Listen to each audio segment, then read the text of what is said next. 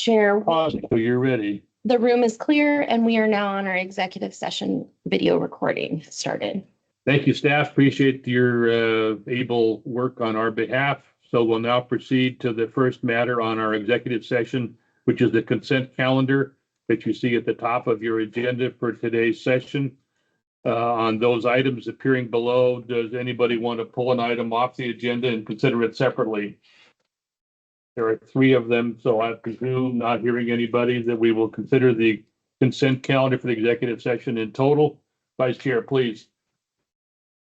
Thank you, Chair. I move that the commission approve the executive session consent calendar as presented.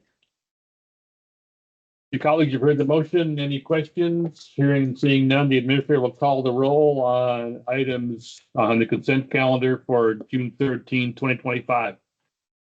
Commissioner Mettler. Aye. Commissioner Mason. Aye. Commissioner McCauley. Aye. Commissioner Burke. Aye. Commissioner Thompson. Aye. Commissioner Payne. Aye. Chair Fiscom. Aye. Motion passed 7-0 with 1 abstention. Thank you, colleagues. We'll now move to a variety of items on the next pages of our executive session agenda. The first item being number 25-143 involving Shelley Briggs Loosely from the city of Roseburg. My understanding is that this individual wants to be online on the phone to hear this process and to observe only. Is she online now? She's coming up right now. Coming up right now. Okay, And you gotta give her Yeah, permission. yep. There. Ms. Briggs loosely, pardon me, can you hear me? Can you hear us? Press *6 to unmute. Please press *6 on your phone to unmute so you can hear us. Hello? Can you hear us? Yes, Is this Ms. Briggs Loosely, if I'm pronouncing your name properly? correct. This is her. And I understand you want to be on to hear and observe our process today. As I speak to you, this is Yes. Dave Fiscom, Chair of the Commission. We're going to proceed to hear the matter involving your name before us. And the first step in our process is for our investigator, Ms. Gallagher, to report. Please provide your report. Thank you, Chair Fiscom and Commissioners. This is Investigator Lion Gallagher for the record. Agenda item 4 in your meeting book is a preliminary review report for Shelley Briggs Loosely, City Councilor and Homeless Commissioner for the City of Roseburg. The complaint in this case alleges that Shelley Briggs Loosely failed to declare a conflict of interest on multiple occasions during City Council and Homeless Commission meetings related to the city's purchase of property and award of a contract to develop a center providing homeless services. The complaint also asserts that she may have violated the prohibited use of office statute by allegedly taking official actions and making decisions that benefited her spouse, Steve Loosely, in an organization called United Community Action Network, or UCAN, which Steve Loosely serves as the chair of board of directors.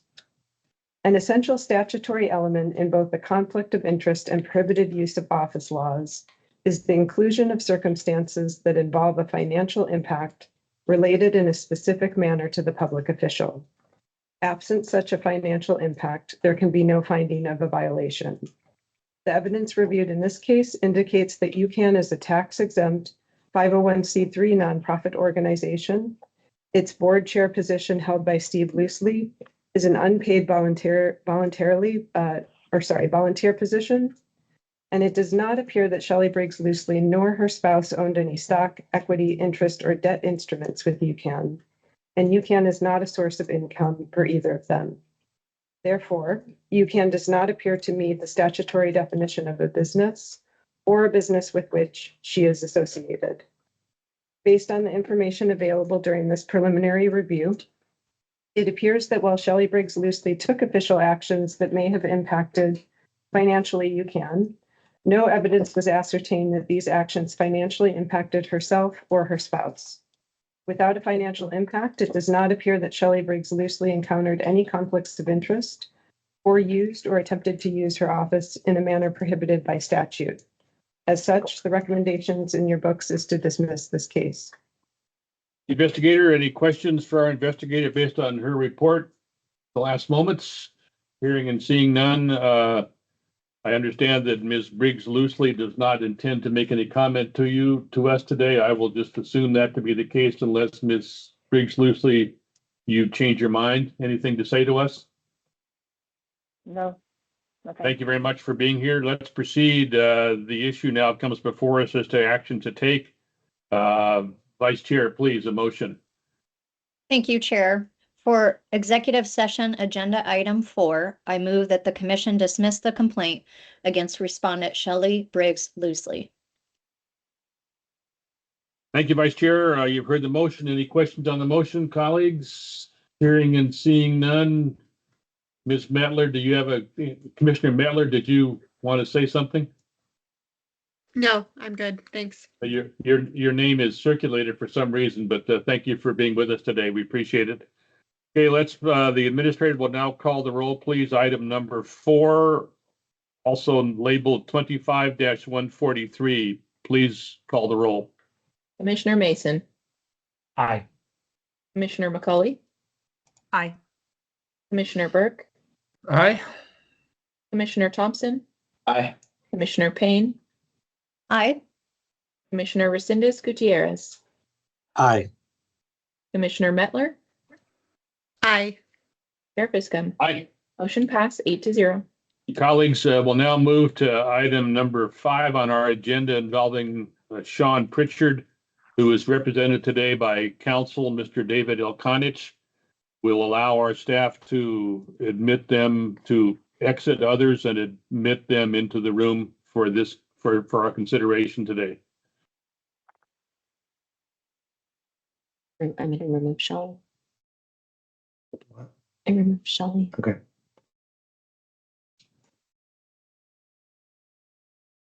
You'll let us know when you're ready. We're not being impatient.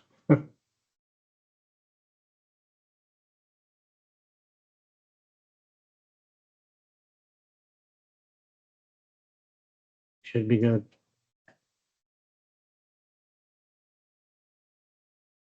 Okay, colleagues, I think we're ready to proceed now to the executive session, item number 5, or by further number 25-144, involving Mr. Sean Pritchard. Our understanding, Mr. Pritchard, I think is, as we speak, I see him, his name, and I also see Mr. Elkanich's counsel, both in the room. Our process involves the first step. Our investigator, Ms. Lyon Gallagher, will now make her report. Please proceed. Thank you, Chair Fiscom and Commissioners. This is Investigator Lyon Gallagher for the record. Agenda item 5 in your meeting book is a preliminary review report for Sean Pritchard, Commissioner for the City of Roseburg Homeless Commission. The complaint in this case alleges that Sean Pritchard failed to declare a conflict of interest on multiple occasions during Homeless Commission meetings related to the city's purchase of property and award of a contract to develop a center providing homeless services. It further alleges that Sean Pritchard may have violated the prohibited use of office statute by taking official actions and making decisions that financially benefited a nonprofit organization, United Community Action Network, or UCAN, with which he was employed as the Chief Executive Officer during the period relevant to this review. Based on the information in this case, it appears that Sean Pritchard was met with conflicts of interest when the Homeless Commission engaged in a process and ultimately recommended that the city purchase a property owned by UCAN and award a non-competitive contract to UCAN to operate the center. Those recommendations resulted in a financial impact for UCAN, a business with which Sean Pritchard was associated. When met with a conflict of interest, a person appointed to a commission such as Sean Pritchard is required to publicly declare the nature of that conflict prior to participating in any discussion or action on the matter, and in a case of actual conflicts, refrain from any discussion or vote. While it appears Sean Pritchard advised that he had a conflict during some of the discussions, he did not always do so on every occasion. Further, there were times in which it appears he advised he had a conflict, but failed to identify the nature of that conflict, as well as refrain from participating in the discussion. Additionally, it appears that Sean Pritchard may have specifically recommended UCAN's property and played a role in the decision-making process that led to that property's selection, as well as recommended UCAN's ability to operate the center's services to the commission and city staff, possibly resulting in prohibited use of office violations. A prohibited use of office occurs when a public official uses or attempts to use their position for financial gain of a business with which they are associated, if that financial gain is only available because of the public official's position. It appears that Sean Pritchard may have violated the conflict of interest and prohibited use of office statutes. As such, the recommendation in your books is to investigate whether Sean Pritchard may have violated ORS 244.120 subsection 2 and 244.040 subsection 1. Thank you, investigator. The time is now for commissioners to ask any questions of our investigator based on the report you just heard. Looking for hands or motions to ask questions. Hearing and seeing none, the next step calls for the ability of Mr. Pritchard and or Mr. Elkonich to make any comments you choose to make to us. Please proceed. We'll ask you to be as brief and to the point as you can. And you should feel free to appear in any order that you choose and make sure you identify yourself for the record. Thank you for your patience with our scheduled day. Please proceed. Good morning, and thank you, Chair Fiscum and Commissioners. Mr. Pritchard and I appreciate the opportunity to address you here today.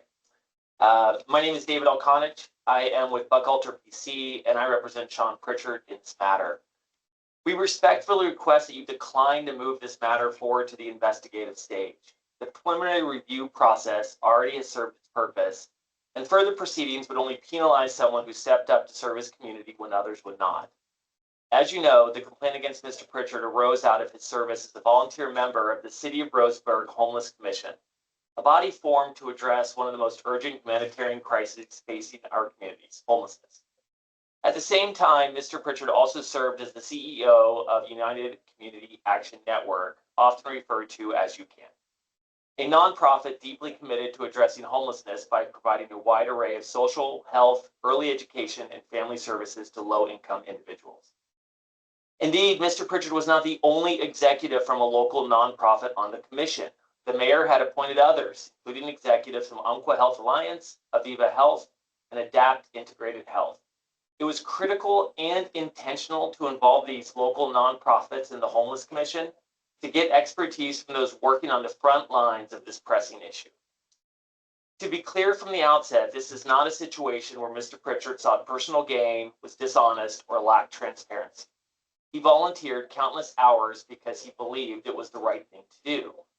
The focus today centers on the City of Roseburg's decision to purchase a piece of property from UCAN and the city's decision to award UCAN a contract to operate a homeless emergency navigation center, essentially a shelter that provides a safe and accessible place for people experiencing homelessness to access services and resources that help them transition to stable housing. They do that by providing a range of services, including shelter, food, case management, and connections to other resources like job training and mental health services. The issues relating to Mr. Pritchard relate to whether he appropriately declared conflicts of interest because he was CEO of UCAN when his nonprofit became involved in the two matters, and whether he violated the public use of office statute by allegedly taking actions and making decisions that benefited UCAN. And there are a few points that Mr. Pritchard believes are important for the commission to consider. First, Mr. Pritchard's dual role, and in particular his role at UCAN while on the commission, was never hidden. Everyone knew exactly who he was and where he worked. He was appointed to the commission expressly because of his role at UCAN. And I understand that at each meeting there was a placard in front of him that read UCAN. Second, the Homeless Commission was created following legislative action and state funding directed toward addressing the burgeoning homelessness crisis throughout Oregon. Under the program, funds were awarded to Roseburg to locally develop a homeless emergency navigation center. To do so, the city needed a piece of property and someone to run the center. The commission considered several properties for purchase, and the UCAN property was one of them. The city decided to purchase the the city decided to purchase the property from UCAN for below its assessed market value for the balance of the loan. And this is important. UCAN did not make any profit off the sale of the building, and Mr. Pritchard did not and would not personally benefit from the sale. Fourth, the city also needed someone to run the center and published a request for proposals for a qualified organization to operate it. But the city received no response. So let that sink in. No one indicated they would do it. No one volunteered, and no one developed a proposal for the center. No one. UCAN only volunteered to do so after the city received no responses to its request. Indeed, but for UCAN's willingness to step up and serve as an operational resource for the center, the state of Oregon's directives would have gone unfulfilled.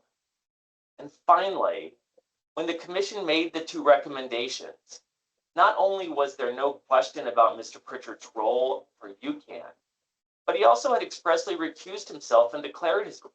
In a January 24, 2022 meeting, he noted that he needed to abstain from making any recommendations on the property. And in the February 28, 2022 meeting, he noted that he would be abstaining from the vote to award UCAN the service contract. Now, the law requires transparency and avoidance of personal gain. It should not be used to punish committed public servants for stepping in to help when others won't. And here, everyone on the Homeless Commission knew who Mr. Pritchard was, what he did, who he worked for. There were no secrets. There was no deception. There was no profit. There was no misuse of public position for private advantage. Mr. Pritchard was not and is not a career politician. He did not run for office. He did not get elected. He was not getting paid for his volunteer position on the commission. Instead, he was a layperson who believed he was helping the public and who not only indicated that he needed to abstain, but believed it was sufficient that everybody knew who he was and knew his conflict. Now, at this point, Mr. Pritchard no longer works for UCAN. The events in question took place almost 3.5 years ago. Suffice it to say, the process to date, including this preliminary review, has been more than enough to drive home the nuances and seriousness of Oregon's ethics rules. He has learned from this experience and he's taken it to heart. Continuing to investigate this matter in the absence of any actual self-dealing or concealment risks turning a statute designed to protect public trust into a tool that punishes community involvement. The spirit of Oregon's ethics laws is not served by punishing people who act in good faith without personal benefit to serve the public in times of crisis. Mr. Pritchard therefore respectfully asks this commission decline to move the matter forward to the investigative phase and conclude that no further action is warranted. Thank you. Mr. Alconik, thank you for your comments. We appreciate the chance to welcome you back to this process from previous issues, not this one, this one as well. Before we turn to see if we have any questions for you, Mr. Pritchard, do you choose to make a comment to us today? And if so, this is your time. Identify yourself for the record, and with all due respect, please make your comments as brief as possible in light of what your attorney has said. Thank you. Hi there, Sean Pritchard, former director of UCAN, and I think I'll stand with what David put forward. Thank you. Thank you, Mr. Pritchard. Now's the time for us as commissioners to ask our witnesses any questions we might choose to have. Looking for questions from colleagues. Hearing and seeing none, the time now arrives for us as a commission to make a decision on the matter before us. Item 25 on our executive session agenda. Any comments about how to consider proceeding today? I have a question. Commissioner Thompson, I will refer to you in a moment. The vice chair takes precedence. Vice Absolutely. Chair, please Absolutely. proceed. Thank you, Chair. You know, Mr. Elkinet, I really appreciate many of the comments that you have made. I don't think that we can decline to move to investigate something simply because somebody was volunteering or that their work was important, though I appreciate those aspects of your statement today. I do think that a lot of people that come before us are in volunteer positions, including school board members, and we still need to make sure that conflicts of interest are appropriately stated. I also take issue with the idea that simply because people may know where somebody works, that absolves them from the requirement of stating the nature of a potential conflict of interest or actual conflict of interest. I just don't think that assuming that people would know the conflict absolves people from engaging in the required statements of conflict of interest. I am moved, however, by the fact that it appears that on the use of office statute that there was no financial gain to UCAN because they sold this property under value. So I would be possibly likely to dismiss that aspect of the complaint. However, I'm still leaning towards moving this forward on the conflict of interest aspects. Thank you, Vice Chair. I appreciate the precision of your your analysis. So thank you for sharing that.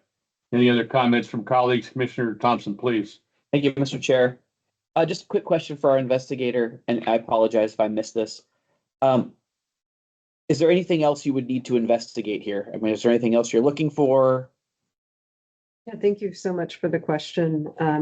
I think if this were moved to investigation, commission staff would want to direct some attention and diligence into seeking to confirm the facts. The Homeless Commission's recommendation, both of the property and the non-competitive contract that became. Yes, there was an RFP that was opened up, it closed, and in a non-competitive way, UCAN was able to say that they would operate the services. We need some more information on that. It was a $3.25 million contract. And some of the individuals weren't available as well as information. So we'd want to interview some folks that might have some relevant information. So those two things. And Commissioner Payne, I just want to address something that you said, if I can, Executive Director, if that's okay. Please proceed. Prohibited use of office isn't just the financial gain, it's avoidance of a detriment. So that's something that we want to consider, and we did so in the PR, that even though there was comments to say that this was under market value, that wasn't a full assessment, and perhaps there was an avoidance in selling the property to the city. The city also did renovations that they paid for to make the building operable for this purpose. So that wasn't something that UCAN had to do in the situation. Investigator, Vice Chair, any follow-up to what you've heard? If not, that's okay.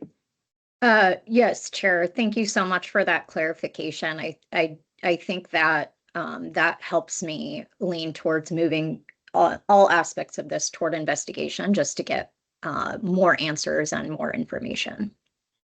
Thank you. Mr. Thompson, please.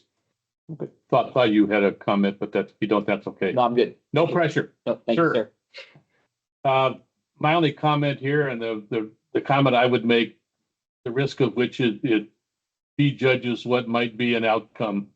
But this, I can't help but say that this strikes me as an example of a situation where, as one commissioner, I would like the freedom to be able to direct the issuance of a letter of education at this point in our process without doing so in moving to an investigation. And now our process requires an investigation before such an action would be taken, which of course is our prerogative to take as opposed to obvious one.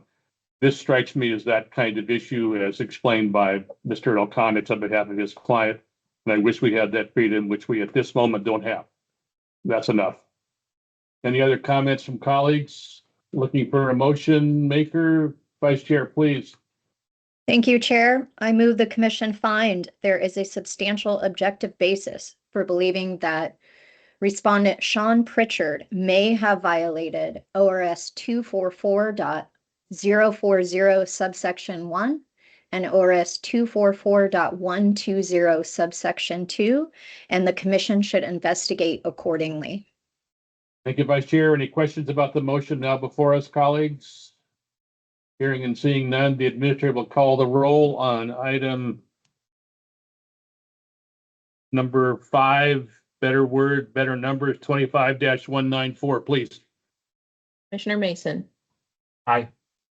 Commissioner McCully, Aye. Commissioner Burke, Aye. Commissioner Thompson, Aye. Commissioner Payne, Aye. Commissioner Resendez Gutierrez, Aye. Commissioner Mettler, Aye. Chair Fiscom. Aye. Motion passed 8-0. Mr. Alconich and Mr. Pritchard, thank you for your patience with our agenda today and for appearing before us. I want to make one comment for the record. I know Mr. Alconich well enough to know that he knows this, but for both of you, our decision today does not constitute the fact that we believe there was a violation of any ethics laws in Oregon. It simply expresses our need for more information. So that's a concept, a distinction that in my humble judgment is not always well understood, which is why I make that comment for the record today, beyond which I want to thank you for your appearance today. We appreciate your comments, and Mr. Pritchard, we appreciate your work in Roseburg. Thank you for being with us today. Thank you. Thank you all Take very care. much. Thank you. Okay, colleagues, we will now move to the items involving the city of Salem, which are eightfold in terms of the individuals involved. Each of those persons who may choose to appear before us has waived confidentiality. So what I'm going to do is exercise the prerogative of the chair and at the moment recess the executive session to allow for a bio break. We'll get those individuals back in the room and then we'll reconvene officially the executive session. And when they're all gathered, I believe they're from the city of Salem, am I right? Thank you. We're now in recess for a moment or two.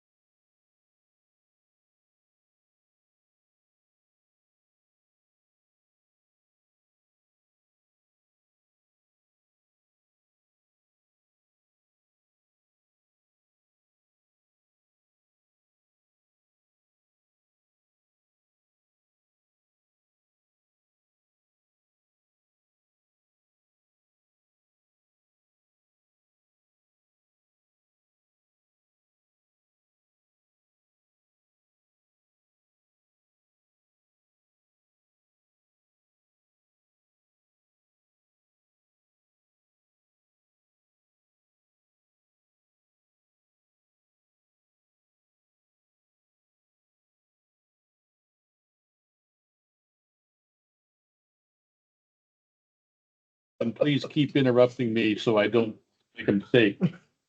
Colleagues, we will now reconvene the executive session dated June 13, 2025. The original statutory authority I cited for us as a commission still. The doors to our on-site as well as virtual lobby have now been closed.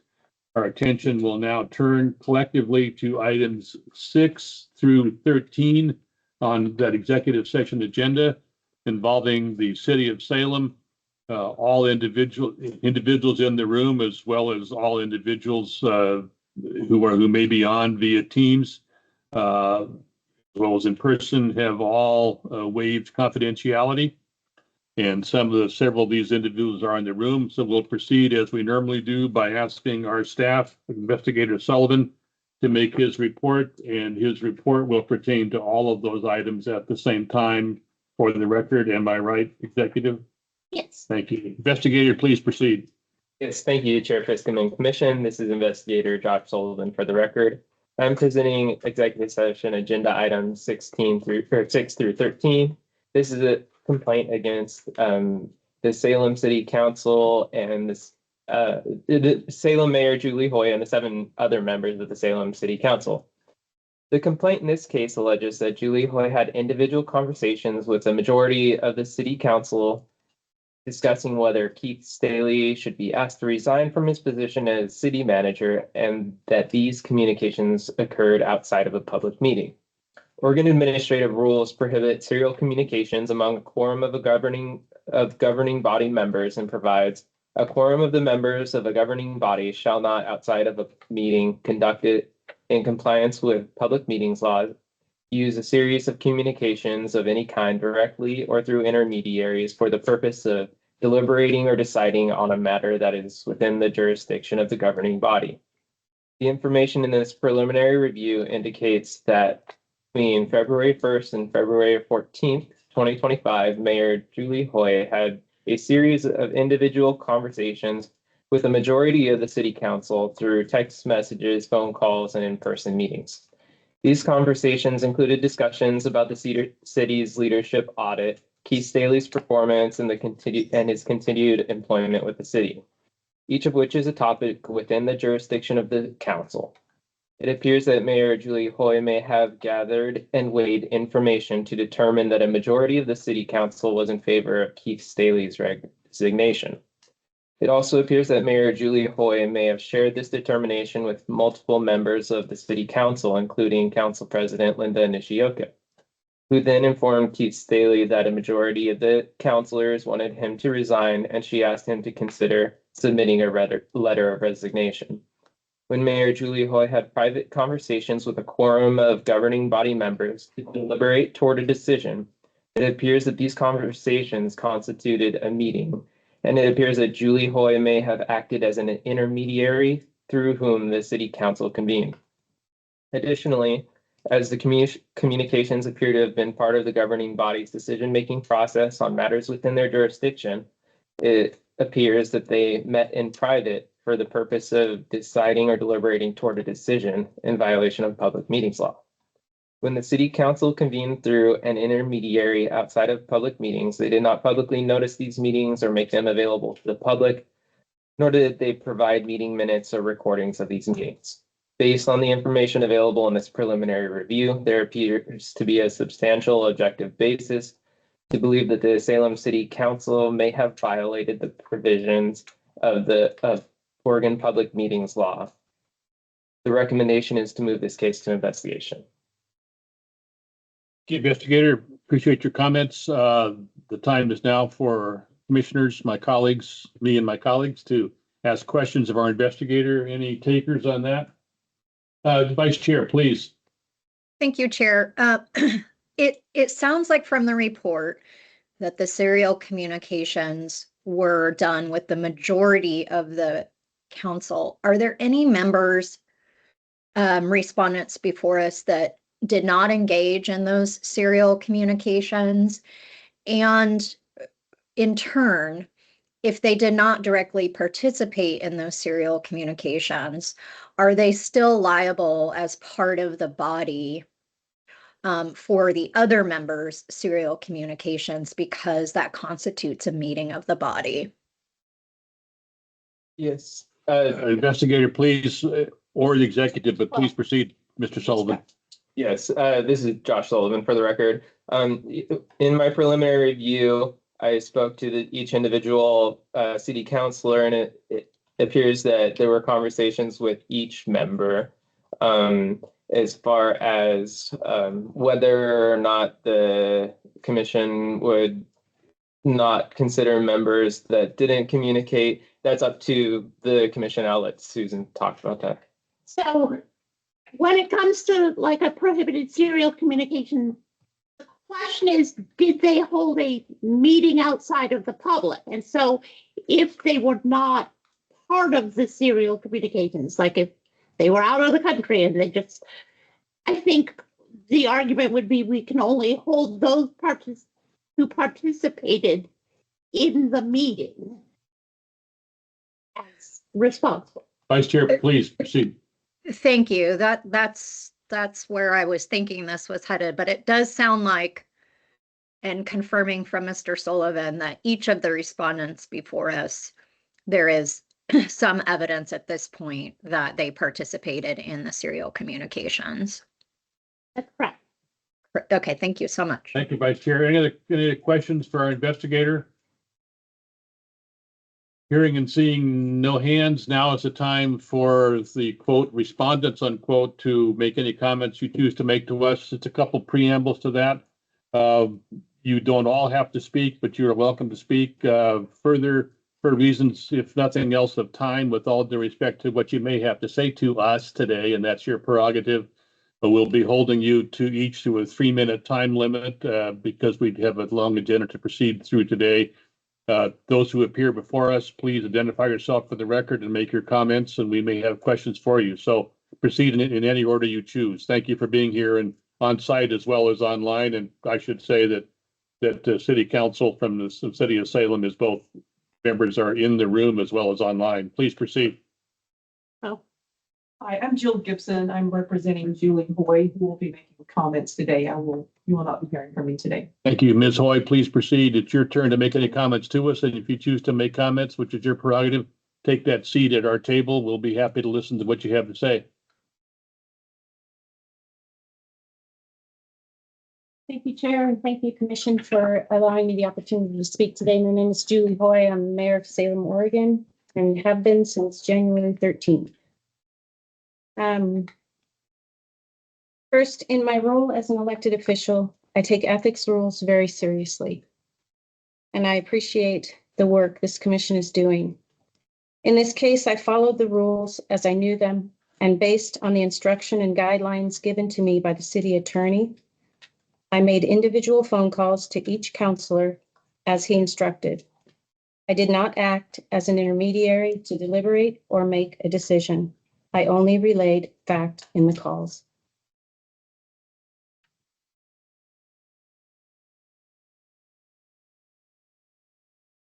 Serial meetings are not defined in the statute, and I did not receive Oregon Government Ethics Commission training until last month, April. I have my certificate dated April 1st if anyone would like to see it. I would not have made these phone calls had I known that the Ethics Commission would view them as a serial meeting. We have need in Oregon for greater education for all electeds, myself included, as to public meetings rule and which type and manner of communications are allowed. Last, I am truly a volunteer and not a politician. I do not have years of experience in this role, and I am here to learn. People like me, who don't do this kind of work all the time, need the education and information you can provide for us. Thank you. Thank you, Ms. Hoy. If you may stay there just for a moment or two. Thank you for your comments today. We appreciate the clarity of them. Do any of your colleagues choose to make a comment today, both those in the room as well as online? And if those do, you could alert me to that. Ms. Gibson, if you choose to make a comment, you should feel that freedom. Ms. Nishikawa, if I'm saying your name right, I think I see your head nodding. But we may have questions for some or all of you, but I think we'd like to hear from all of you before we ask questions. So in any order you choose, who's next?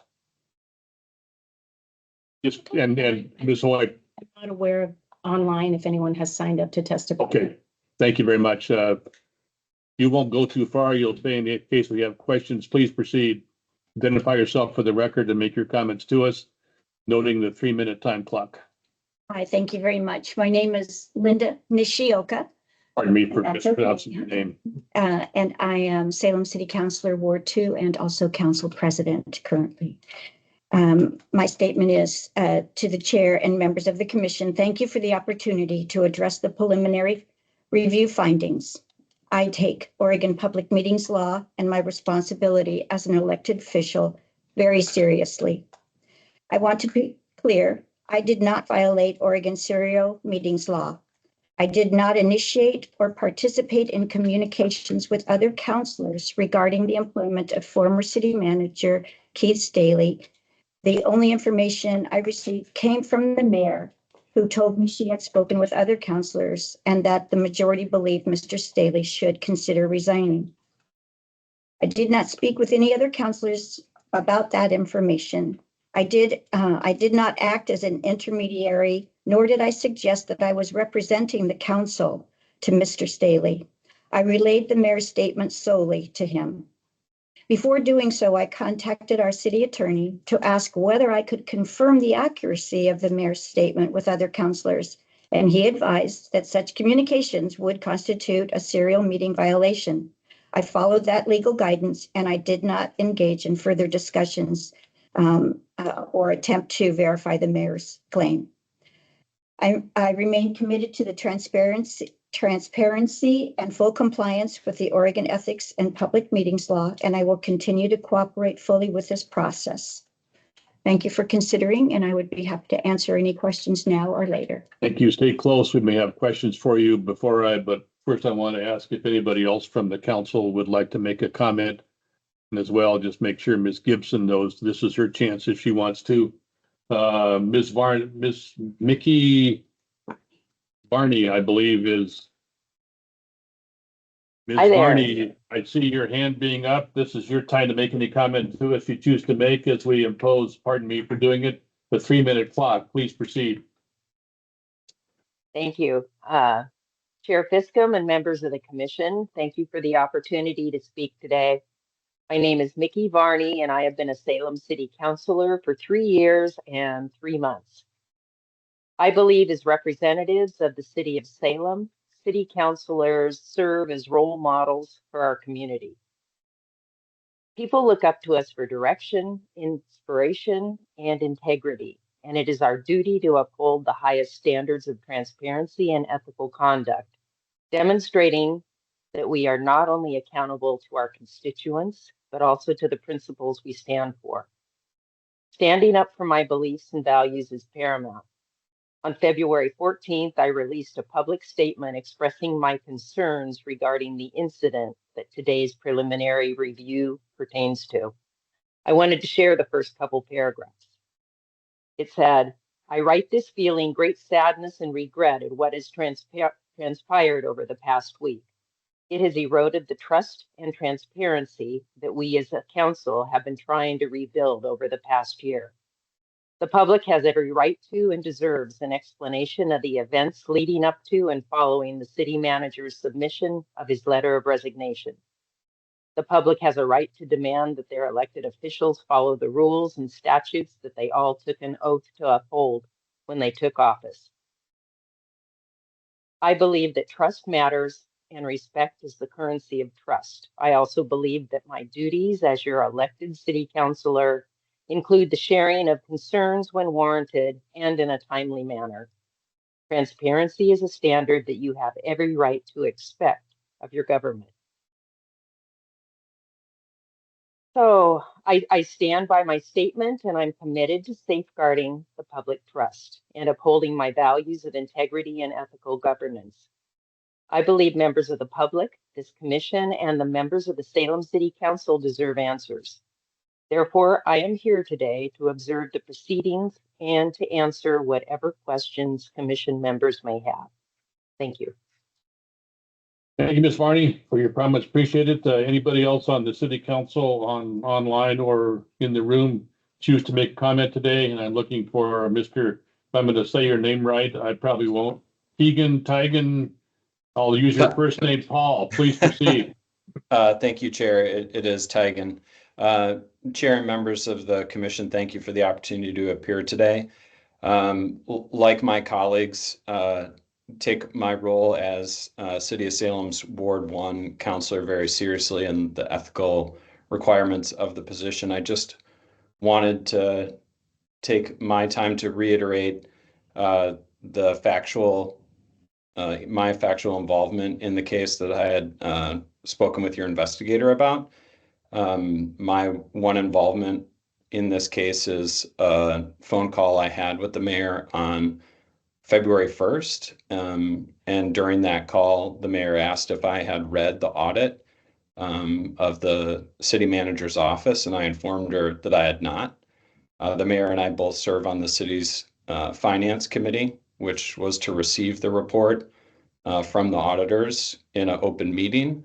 We hadn't received it yet, and I told her that I didn't have an opinion about the audit, having not read it. And I certainly, I distinctly remember her at one point telling her at one point that I didn't know enough at the moment to say one way or another how I felt about the audit, or how or if I would ever vote on it. And I will say, to the mayor's credit, at that moment, she immediately said that's not what the conversation was about. She just wanted to know where I was at after reading the audit. And I had told her up to that point I had not read it. I'm a bit of a process nerd, if you will. And I'm also, like everyone else on the council, a volunteer and very busy. So I wait for the thing to come to me in due course. And that was the audit, and I had not read it at that moment. And that's really the extent of the conversation that I had with the mayor. Thank you. Thank you, sir. Appreciate your appearance today online, which is an option everybody has. Thank you for being here. Anybody else? Ms. Gibson, did you want to make any comment to us? Yes. I see you at the witness table, so please proceed. Thank you. So the commission needs to determine whether or not to initiate a full investigation whether a serial meeting occurred. And I just want to briefly go over the timeline of the law that looking towards and the definition of serial meeting, or what that is. So the new law was through House Bill 2805, and that prohibited serial meetings. That became effective January 1st, 2024. The law does not define serial meeting. It does not define the word intermediary either, which Ms. Hoy is accused of being. The administrative rules implementing the new law became effective October of 2024. It's my understanding that under the new law, this commission is supposed to annually prepare training on these new requirements and best practices to comply with the requirements.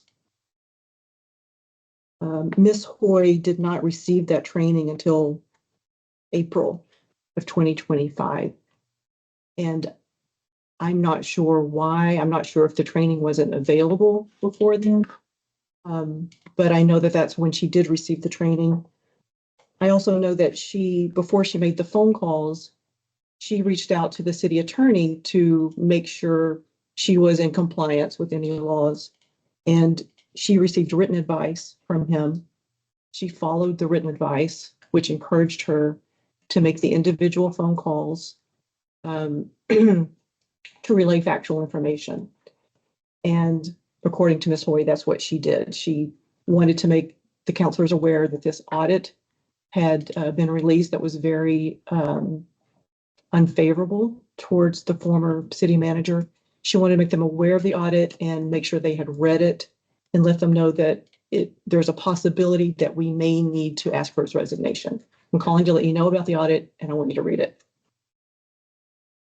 She received that advice to reach out to individual counselors to make them aware of that. According to my math, 2.5 months after the administrative rules came out, which discussed all kinds of communication. It went further than what the law stated. It's unfortunate that she did not get former government ethics training before those phone calls happened. I think if she had, she would not have made the phone calls.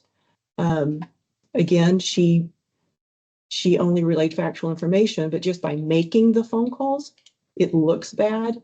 I don't think that's a good practice because an official sets them up for allegations. And there's no way she can prove what she said or didn't say in those phone calls because they're not recorded. So it puts her in a bad situation, the situation she's in now of trying to prove what didn't happen in the phone calls. So I urge the commission to keep this timeline in mind when you make your vote today and consider the education or the training that was available to her on the new requirements.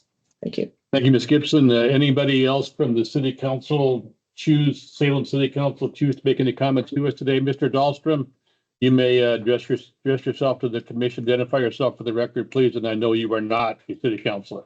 That's correct. Please clarify the record for me. That's correct, Chair. Matthew Dahlstrom. I am attorney for Linda Nishioka. Just quickly here, I wanted to talk to the commission about the new administrative rules as well. In this instance, the mayor called my client and volunteered kind of unprompted views of other city councilors. My client did not request those opinions of other city councilors. Information was shared and the conversation was terminated quite quickly without further engagement on the subject. In these instances, I would encourage the commission to consider this particular instance with my client akin to a counselor who was not present, as was raised by, I believe, Commissioner Payne earlier. If a city councilor was told information of other city councilors without engaging in that discussion or sharing their own opinion, it was kind of thrust upon them. That in and of itself, I don't believe should be an ethics violation for a public official. Thanks. Thanks, sir. Anybody else from the city council? Mr. Matthews, am I saying your name right? Shane Matthews? Can you hear me? Yeah, that's correct. Can you hear me? Yes, Mr. Matthews, I know you are a city councilor. Do you choose to make any comments to us today in light of what's already been said? If so, please proceed. And I've been going to impose a 3-minute clock on your comments. So floor is yours. Please proceed. Mine will be fairly short, but I kind of wanted to mimic a little bit of what Councilor Teigen had said. I had a similar conversation. That was a similar experience for me. So when this conversation happened, I think I was about 3 weeks into this volunteer position. I was just sworn in January.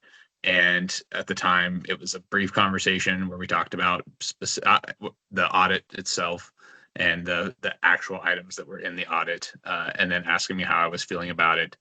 And specifically during that conversation, the mayor at that time had told me that this was not about how I would vote or how anyone would vote, and that she was not there to count votes. And so that was, but she did want to know kind of what my perception was on the audit and whether I was concerned about it, and kind of wanted to investigate further. So so that was kind of the extent of my conversation, was that individual conversation with just one person. So thank you, Mr. Matthews. Appreciate it. Thank you. Hearing and seeing no other persons who choose to testify, now is the time for the commission to ask questions. Pardon me. I see a hand up. Who's the hand? Vanessa Nordyke. Am I saying your name right, Ms. Nordyke? That is correct, Commissioner. Thank you. This is Vanessa Nordyke, one of the city councilors. Her matter happens to be number 12 on a list of councilors involved. Ms. Nordyke, if you choose to make a comment to us, now's your time. Make your name, say your name for the record, and please proceed. Thank you, Chair Fiscum and members of the commission. For some reason, my camera is not working. I appreciate the opportunity to speak briefly. Like my colleagues, we care about our ethics. We take this very seriously indeed. I have been speaking with Josh Sullivan throughout this case. I'm happy to answer any questions that you may have for me today. And should this commission proceed with the investigation, I look forward to fully cooperating with that investigation. What I will say at this time is that, yes, the mayor did contact me unsolicited, and she asked me questions unsolicited about our city manager at the time, Keith Staley. And I will also say that at the conclusion of that conversation, the mayor told me to keep the matter between us and to not discuss it with anybody else. At no time did it make me think that she was building a case or working as a quorum or an intermediary. She had a one-on-one conversation with me. And the mayor and I have had many one-on-one conversations where we trusted each other to hold things in confidence. I had no idea that she was talking to anybody else, and she never gave me the impression that she was talking to any other member of council. But I answered her questions. I listened to her concerns about Keith and his performance. But at no time did she tell me that she was consulting with other counselors. I did not consent to participating in a quorum or a serial meeting or having her serve as an intermediary on my behalf. I thought we were having a one-on-one conversation and that would be the end of it. I look forward to answering any questions that the commission may have. And again, if this body chooses to proceed, I will fully cooperate moving forward as well. Thank you so much for the opportunity to speak today. Thank you, Ms. Nordijk. And I also understand that a further city councilor, Deanna Gwynn, is on the phone, thus not able to, if you will, raise her hand. Ms. Gwynn, do you choose to make any comments to us? And if so, now is the time. Can you hear me, Ms. Gwynn? Press star six to Press unmute. star 6 to unmute yourself if you are in fact muted. Yes. She muted. She unmuted, yeah. Ms. Gwynn, it appears you're muted. Can you press star 6 on your phone to unmute yourself? We'll give you a few seconds to do so.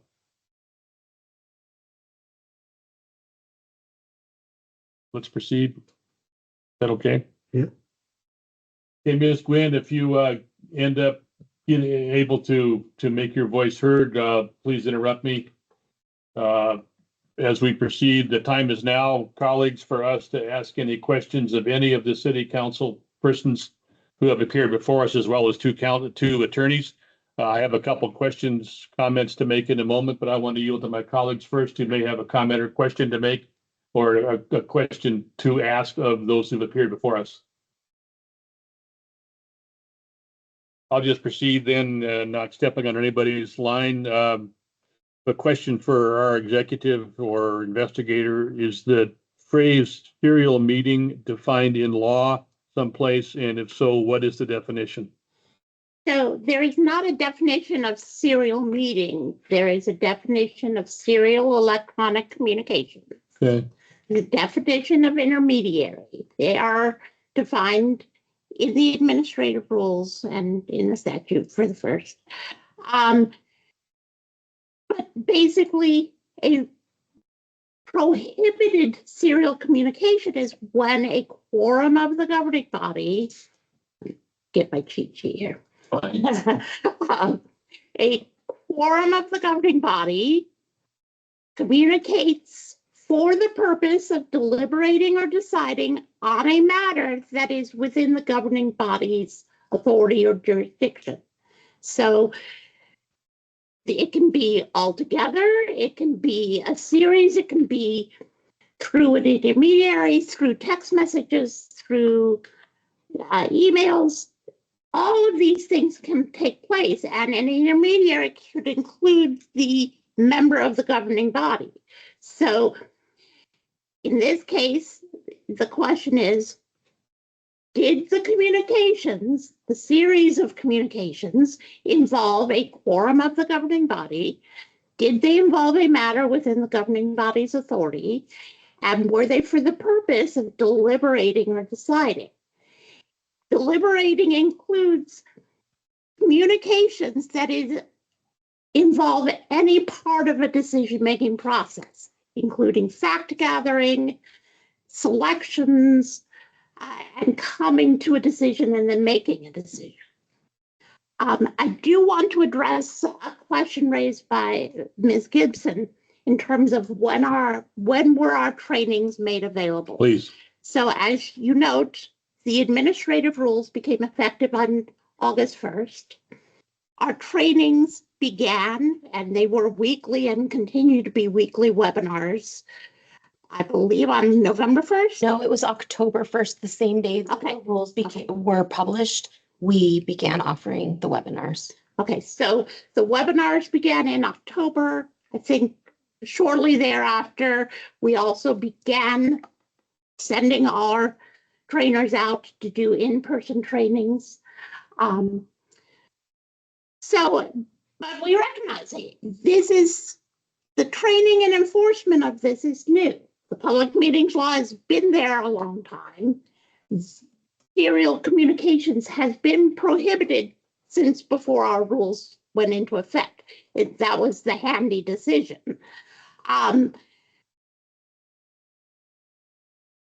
It's a lot.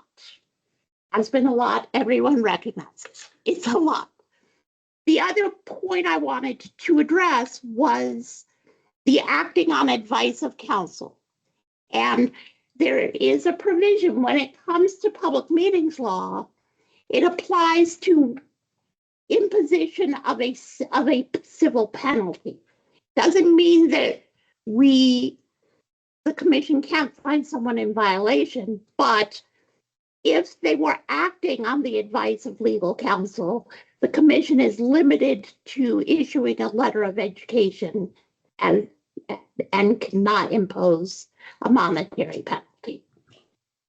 Executive, you're prescient. I was going to ask two more questions and you already answered them. Let me just emphasize a couple of things. First of all, with regard to training, I was only going to ask you and or Ms. Hefner to describe what the training is that's available as an option of folks to take or to meet a requirement to take training and recognize that whatever happens today or doesn't happen today, the training is always available, Mayor and others. And we're pleased to provide it because that's in sync with one of the missions we have, which is to educate public officials and folks about Oregon law, including public meetings law, the still fairly new aspects of it. My third question was going to be about the effect of consulting with this, in this case, a city attorney. So thank you for your clarification there. The last comment I would quickly make is that the issue before us today, dealing with serial public meetings, if I'm using that phrase right, is one that we as a commission are interested in as well, because we have the same issues that you do as a city council. And in fact, as a commission, we have had one training on the public meetings law that we sat through with our staff, and that included serial communications issues. And I am going to ask that we do that again in a meeting or two down the road because of the importance of that issue for all of us who have these positions, whether it's the 9-member commission on which I serve or the council that Mayor, you and your colleagues serve on. So that's an important issue for us going forward as well as in the past. Colleagues, any other questions? Vice Chair, please. Thank you, Chair Fiscum. My question has to do with whether there's any sort of knowledge requirement for public officials that these serial communications are being conducted upon a quorum of other individuals.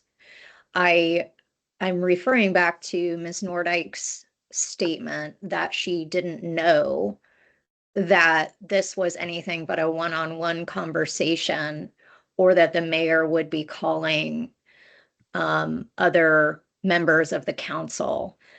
And I would like to know whether there is any requirement that somebody understand that these serial communications are going to result in communications among a quorum, or whether just the mere fact that it happened is sufficient to move forward here.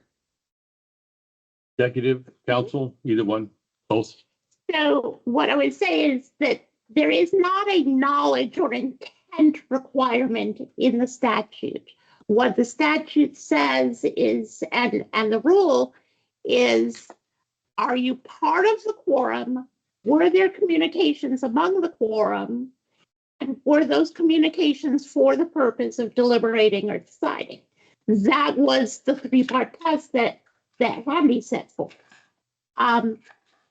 So I absolutely appreciate the statement and concern that Ms. Nordyke raised. I would also, in terms of Chair Fiscom and our commission, this is the risk. The whole point of the public meetings law is you need to have those discussions in a meeting open to the public. And so when you are communicating about board business, you are always, even if it's only two of you, you're risking that communication expanding to involve a quorum, at which point you would be engaged in a prohibited serial communication. Thank you. Vice Chair, please follow up.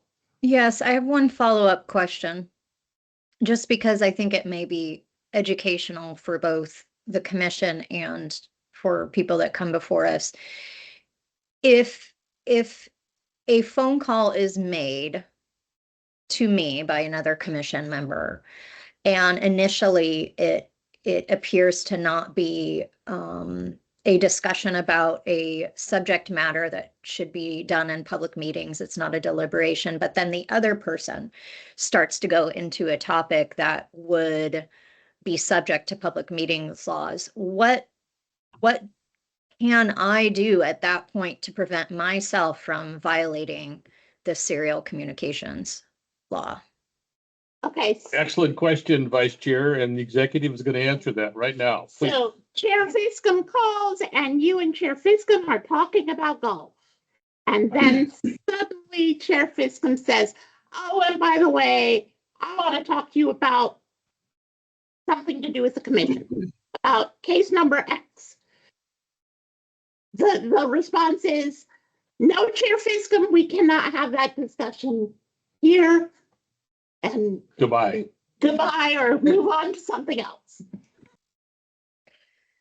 Thank you, Executive Director. That's very helpful. I think it's always helpful from an educational perspective to understand how to avoid these sorts of violations. And I know that it's always tempting to have those conversations pre-meeting, but I think obviously I'm inclined to move this towards investigation simply because I would like more information about what was discussed and whether every single respondent before us engaged in a conversation regarding a subject matter that was something that should come before them in a public meeting. But I do think I would lean towards, and I echo Chair Fiscom's comment from earlier, that I wish we had the power sometimes at this point to suggest a letter of education. But unfortunately, we cannot do that at this stage. We are required to move something forward to investigation.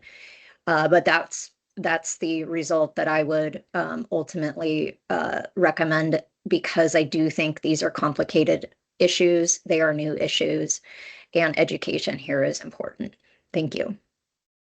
Thank you, Vice Chair. I want to associate myself with the Vice Chair's remarks. And I think that it's possible to contend in this matter before us yet to be decided that education has occurred already, which is a virtue. And that means that further education also can occur. Okay, that said, Commissioner Mason, please, I see your hand. Yeah, I Thank you, Chair. I couldn't disagree more with Commissioner Payne because I do think that this process is providing its own level of education. I think you have a group of people in front of you that are trying to be good public officials, and some of them are very new. And I don't think, I mean, when you have this much discussion on this type of gray area, I don't think there's a clear violation. But even if you did speed it up and you said, okay, all these folks have violated these specific statutes, we all know that the end result would be a letter of education. We all do know that.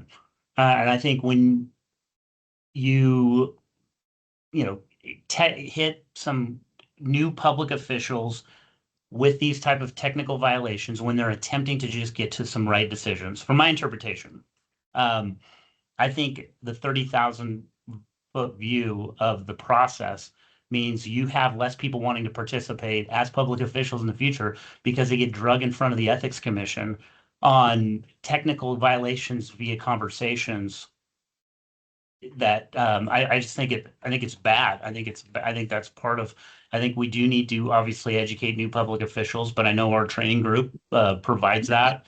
But not every governing body is aware of that. And I think they're also looking at other bigger issues when they're a new public official. Not, if I pick up a phone and call another city councilor or county commissioner, whatever the role may be, am I going to create a serial meeting process? And so I think that's I wouldn't support moving this forward because I think this whole process has been educational. Thank you. Thank you, Commissioner, for your comments. Appreciate them. Any other comments? Commissioner Thompson, please. Oh, executive first. So two additional points that I'd like to make is, while it's the rules defining, and those are new, 192630 sub 2 has been there all along, and that is a statute that says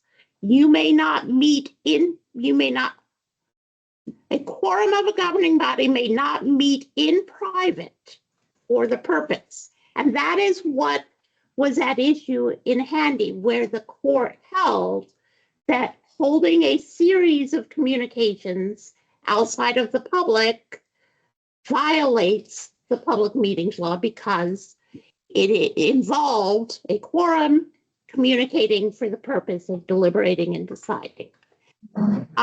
The other thing I would point out in response to Vanessa Nordike's question, or actually Commissioner Payne's question of what are you supposed to do when Commissioner Fiscum suddenly switches from talking about golf to talking about the board's business. And obviously, yes, stop the conversation, but you could also cure the violation by calling a public meeting and saying, we inadvertently had this conversation. We want to apologize. We want to make it public, repeating whatever the conversation was so that the public has that opportunity to observe. And that, to use your word, is a cure. Is that accurate according to law? The law doesn't specify in the public meetings law about curing, but it certainly, I think, would be a consideration. Thank you. As a cure. It does. I would just add two things. All right. So in the response, the public body can respond, and one of the options available is to, as you said, cure. So they can hold a public meeting and try to enact whatever it is they did in public to remedy the violation. And that's in the response process that's in the statute. One other clarification. The Handy case was not a meet in private case. Meet in private, as crazy as this may sound, a meet and a meeting are different.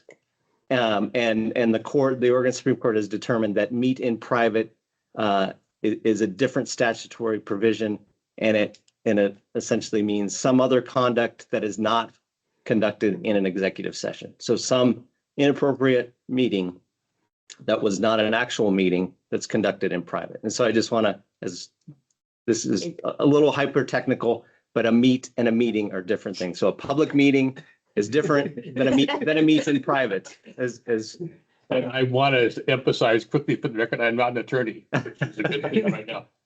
Thank you, counsel. Appreciate those remarks. Let me just ask you for a quick clarification. The handy case, give a better title of that, other than one word. Can you? So the handy predates the current situation. Yeah. So it's based on old law that has been since. So I don't think you need to concern yourself about the handy case because Thank you. the current law has addressed what was at issue in handy, which was communications outside of a public meeting. So the current law has now addressed and clarified what handy. I've heard that before, but I forgot it. So thank you, counsel, for that clarification. Colleagues, any other questions? Mr. Thompson, please. Thank you, Mr. Chair. I appreciate the comments today. Just kind of three things that are weighing on me. The first is that this was acting on advice of counsel, which I think is important. I think we should encourage public officials to use resources they have for counsel. The second is that Mayor Hoy, it's been said several times, Mayor Hoy was clear about not talking about this amongst yourselves. But the one that weighs the heaviest on me is that we're talking about some brand new public officials who are doing their best to comply with the law. And I understand that there's case law and things of that nature, but I think that's a very high bar for us to expect a brand new public official a month into their service or less to be aware of case law that we with our learned counsel are still debating. So I tend to agree with Commissioner Mason that I think we're asking a lot here of public officials when we're still rolling out the trainings and all of that nature to hold them to that standard. So I'm not sure that I'm comfortable moving this any further forward than it has been. Okay, Commissioner, appreciate it. I have a quick friendly question for you, which is in regard to one thing you said at the start, which what if the council involved provides faulty instructions? And you don't have to answer that because that probably exists all the time when instructions might not be as clear as they could become later upon reflection. And that's the only thing where I think that the involvement of council provides what I would call a mitigation factor as opposed to a cure factor. Well, I mean, I would answer that by saying that, I mean, we have it in our rules that we get civil penalty. So whether that advice is good or bad or not, I don't know that our rules speak to that. I will say though, that I do appreciate Executive Director Myers' advice that when you call us, we can hang up on you. So. Commissioner, I think I'm going to say thank you. Executive, please. Let's try to force this to a conclusion fairly soon, but please proceed. One clarification, it's not in our rules that relying on the advice of counsel for a public meetings law case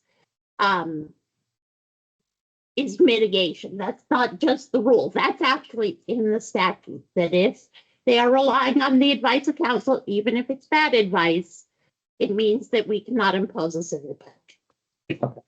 Vice Chair, please.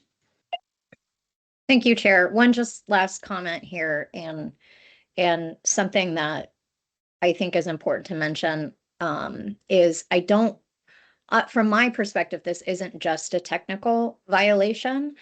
It resulted in a serious issue where the city manager was told how a majority of this council was likely to vote on something, and as a result of that resigned. That to me is very problematic because it is doing exactly what these public meetings laws are designed to avoid, which is that a deliberation and how people would vote was discussed at some point, such that at least one council member told the person possibly affected how the result would come out. That to me is what drives me towards investigating in this situation, because I do think that transparency and those discussions need to happen where the public can weigh in, and that was avoided here. And so I do think it's more than just a technical violation. I do think it's important. I respect Commissioner Thompson's comments that people may be trying their best or or doing their best, but I do think the result here merits further investigation. Thank you, Vice Chair. Looking for maybe one or two further comments before we head toward a decision. The moment, thank you for all of the comments made by my colleagues. Seeing and hearing no further comments other than Commissioner Mettler, please, I see your hand.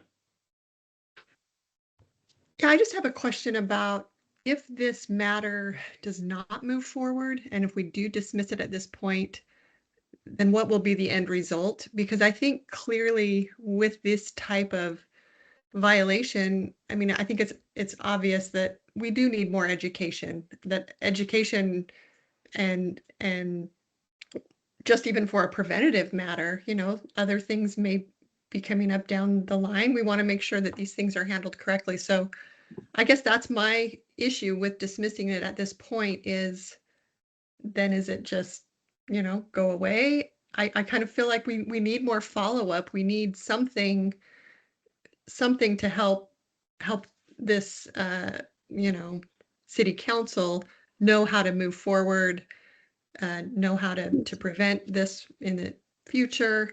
I mean, I think the timing of it is all really unfortunate with a new council, with you know, unclear new administrative rules. So I don't know who I'm asking this question to, but that's just my concern with dismissing is that we don't have anything to help us move forward and maybe change this from happening again.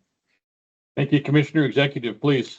So 2 points that should this move to investigation? Yes, it is a case that would be resolved with a stipulated final order for a letter of education. And the other point is having not dismissing an issue, you know, saying they've been educated. That's obviously a decision the commission can make, but having it move to investigation and doing the stipulated final order, just like with lots of ethics cases where it's a filing penalty or a SEI violation, it creates the record. It creates, so should in a year, hopefully not, but should the city council come back before us on a new case where, again, there were prohibited serial communications, we would have the prior violation, the prior letter of education, and be able to say, look, we talked to you about this. We provided you guidance. We provided you education, and you have done it again. That's relevant for how the commission would proceed in future cases. Thank you, Commissioner Mettler. Any follow-up? That answered my question. Thank you very much. Thank you so much. Thank you for your question. Okay, now is the time to move toward a decision. I'm looking for somebody who's willing to make a motion for our consideration. Hearing and seeing none at the moment, I will call on the vice chair to make a motion if she's willing to do so. Yes, Chair. I move that the commission find there is a substantial objective basis for believing that respondent Julie Hoy may have violated ORS 192.630 subsections 1 and 2, ORS 192.640 subsection 1, ORS 192.650 subsection 1, and the administrative rules OAR 199.050.0020 subsections 1 and 2, and OAR 199.050.0015 subsection 4.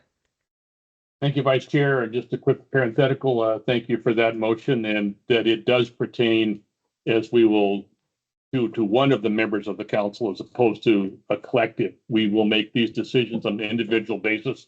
Thus, Ms. Hoy is first. You've heard the motion. Any questions about the motion? Hearing and seeing none, the administrator will call the roll. This pertains to item 8, better number 25159 on our June 13th, 2025 executive session agenda. Commissioner McCauley. Aye.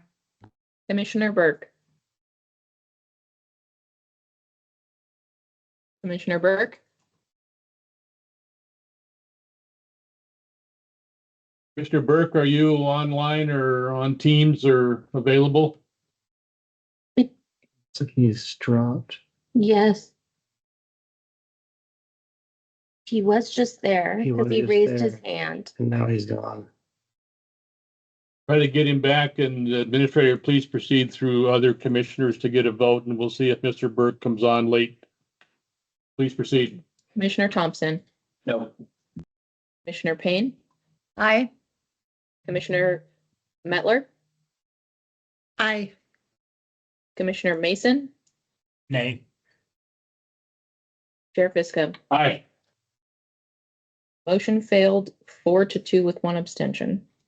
Commissioner Burke is back online. Mr. Burke, do you have your vote on the motion before us relative to item number 25159, executive session agenda? The motion is to proceed to an investigation. Yes, my vote is yes. Aye. So you have that tally on the final vote on this matter before we proceed? Yes, that would be motion passed 5-2 with one abstention. Okay, after we vote on other matters on this queue, I have a comment to make for the record, but I will reserve that and ask for the vice chair to make a motion relative to item 25-162.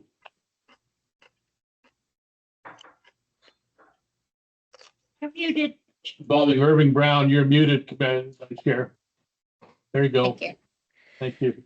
I move that the commission find there is substantial objective basis for believing that respondent Irvin Brown may have violated ORS 192.630 subsections 1 and 2, ORS 192.640 subsection 1, ORS 192.650 subsection 1, and Administrative Rules OAR 199.050.0020 subsections 1 and 2, and OAR 199.050.0015 subsection 4, and that the commission should investigate accordingly.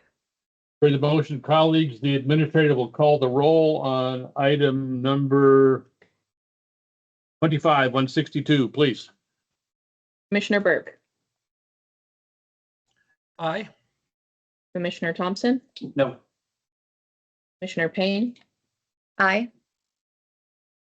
Commissioner Mettler, Aye. Commissioner Mason, Nay. Commissioner McCully, Aye. Chair Fiscum. Aye. Motion passed 5-2 with one abstention. Thank you. We'll now move to item 25-163. Vice Chair, please. I have a question for staff. Is it okay if I say, do I need to repeat the statutory provisions for each motion, or can I simply say as previously stated? Council? So it would certainly be a better practice to state them all, but it is up to you how you want to characterize that motion. Thank you. Okay, well, considering saving my voice and that we have a long agenda, I'm gonna do the latter if it's permissible. So for number 9, I move the commission find that there is a substantial objective basis for believing that respondent Linda Nishioka may have violated the ORS and administrative provisions previously mentioned, and that the commission should investigate accordingly. Thank you for the motion. The administrator will call the roll. Item 25-164. Commissioner Payne, Aye. Commissioner Mettler, Aye. Commissioner Mason, Nay. Commissioner McCully, Aye. Commissioner Burke, Aye. Commissioner Thompson, No. Chair Fiscum. Aye. Motion passed 5-2 with one abstention. We'll now move to 25-165. Vice Chair, please.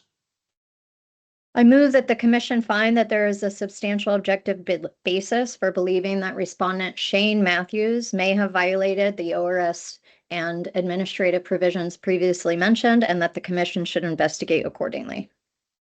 For the motion, the administrator will call the roll. Item 25-165.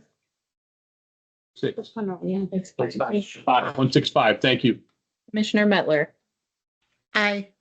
Commissioner Mason, Nay. Commissioner McCully, Aye. Commissioner Burke, Aye. Commissioner Thompson, No. Commissioner Payne, Aye. Chair Fiskum. Aye. Motion passed 5-2 with one abstention. Thank you. We'll move to item number 25-166. Vice Chair, please. I move that the commission find there is a substantial objective basis for believing that respondent Deanna Gwynn may have violated the ORS and OAR provisions previously mentioned, and that the commission should investigate accordingly. Administrator will call the roll. Item 25-166. Commissioner Mettler, Aye. Commissioner Mason, Nay. Commissioner McCully, Aye. Commissioner Burke, Aye. Commissioner Thompson, No. Commissioner Payne, Aye. Chair Fiskum. Aye. Motion passed 5-2 with one abstention. We'll turn now to item 25-167. Vice Chair. I move that the commission find there is a substantial objective basis for believing that respondent Vanessa Nordyke may have violated the ORS and OAR provisions previously mentioned, and that the commission should investigate accordingly. Administrator will call the roll. Item 25-167. Commissioner Mason, Nay. Commissioner McCully, Aye. Commissioner Burke, Aye. Commissioner Thompson. No. Commissioner Payne, Aye. Commissioner Mettler, Aye. Chair Fiskum. Aye. Motion passed 5-2 with one abstention. Turning to item 25-168. Vice Chair.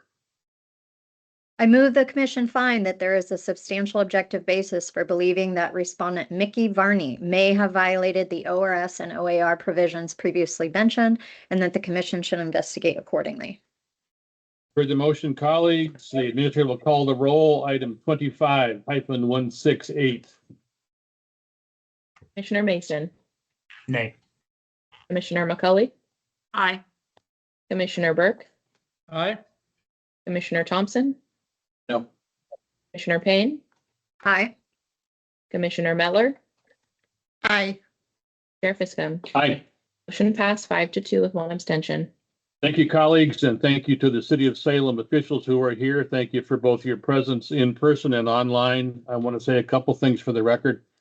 First of all, please understand this, a distinction that's not always well understood in our process, which is that by moving forward today. Hold on. We skipped Paul. We skipped number. That's what I thought. Oh, did we skip one? Yes.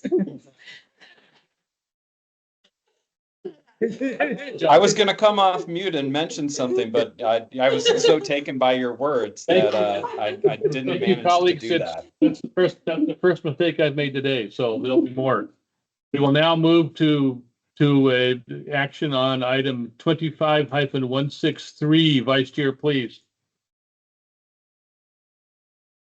You're muted again. You're muted. Thank you. You're muted. Thought Thank I you, was Vice done. Chair. I thought I was done. Okay, I move that the commission find there is a substantial objective basis for believing that respondent Paul Tigan, okay, may have violated the ORS provisions and OAR provisions previously mentioned, and that the commission should investigate accordingly. Thank you. The administrator will call the roll. Item 25-163. Commissioner Thompson, No. Commissioner Payne, Aye. Commissioner Mettler, Aye. Commissioner Mason, Nay. Commissioner McCully, Aye. Commissioner Burke, Aye. Chair Fiskum. Aye. Motion passed 5-2 with one abstention. Okay, now it's my turn to make just a couple comments for the record. Thank you for all of this process in the last minutes, colleagues and respondents. The first comment is this is a distinction that's not always well understood, but by moving from a preliminary review to an investigation, we have not found there to have been a violation of Oregon public meetings law. We have simply, for us, perhaps not simply, but we identified the need for more information. Information we'll gather with your acquiescence and participation, and we thank you for your comments today that indicated your intent to keep cooperating with us, and thank you for doing so. But there is not a violation that we have found. That would only occur on the basis of an investigation, which we will start conducting and talk to you about that process. To echo a comment both I have made earlier, as well as our vice chair have made, that in a lot of these kinds of matters before us, I would like the ability as a ethics commissioner to direct a letter of education based on work so far done. We only have that freedom once we open an investigation. Last thing I would say is that the issue you're facing with regard to serial public meetings is one that this commission faces as well. And it's been a source of interest, if not concern, for me along the way, regardless of your issues in the last months. Our staff will know that because I talk about it repeatedly, and we will in fact have a further training session for the commission on that issue to help us understand what is in some ways for me as a former public official, in other ways than this one, a new area of law, even though there is a history for it. So again, thank you for your patience with our agenda today and for your candor and comments to us. We really appreciate it. And with that, we'll pause just for a moment and allow you discreetly to leave our room. Thank you for being here, and we will continue to proceed in just a moment.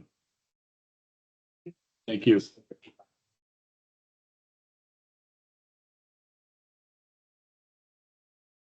Okay, colleagues, we're going to forge ahead in light of the time, and even though today our director and staff have made a really good faith attempt to give us lunch in a while.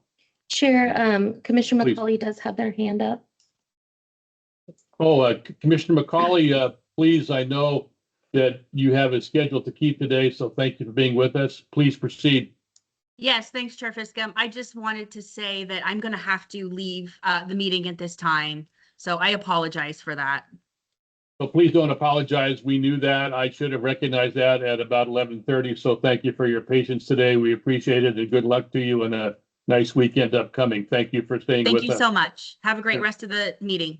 Thank you. Commissioner Resendez Gutierrez, your hand is up, please.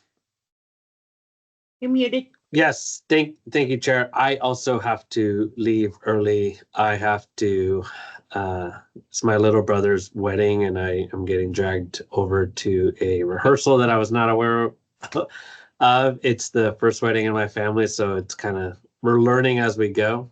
So I will not be able to participate in the remainder of the meeting. For the record, I would say you're choosing to participate in that. So best of luck to your family. Yes. Best of luck to your family. Thank you for your comment. Appreciate it. Thank you. Wait, thank you, Susan. I'm not causing a quorum issue. No, we were. Okay. We were You made me. Yeah, I was getting concerned. I was like, am I causing problems? I can always call in a favor. So. Thank you, Commissioner. We're on the quorum issue that you're just referring to. We're fine at the moment. So thank you and good luck to you today. Thank you.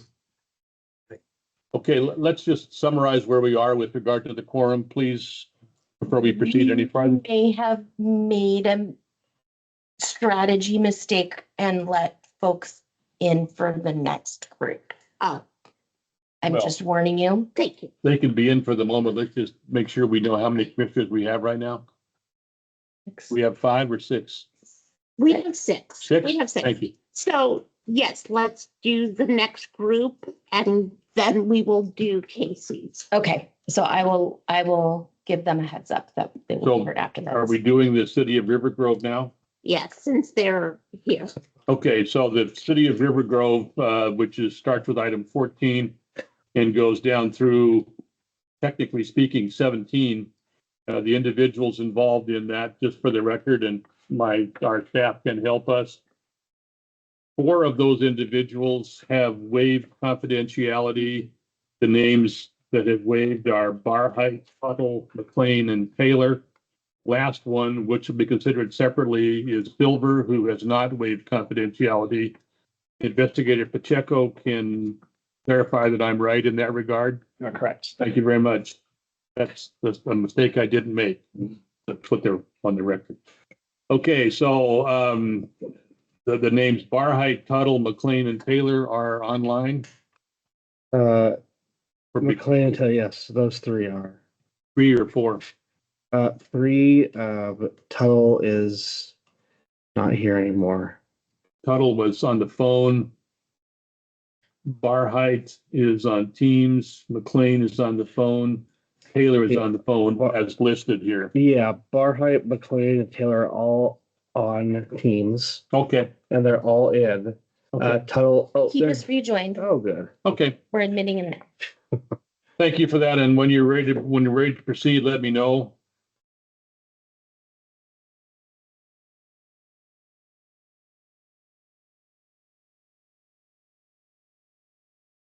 Good. Okay, our process now calls for consideration of items involving the city of River Grove and 4 individuals: Chris Barheit, William Tuttle, Doug McLean, Kurt Taylor. Just quickly for the record, can all of you hear me? I see heads nodding. I'm going to assume the answer is yes. What I would say is, just for the record, my name is Dave Fiscum and I'm the chair of the commission.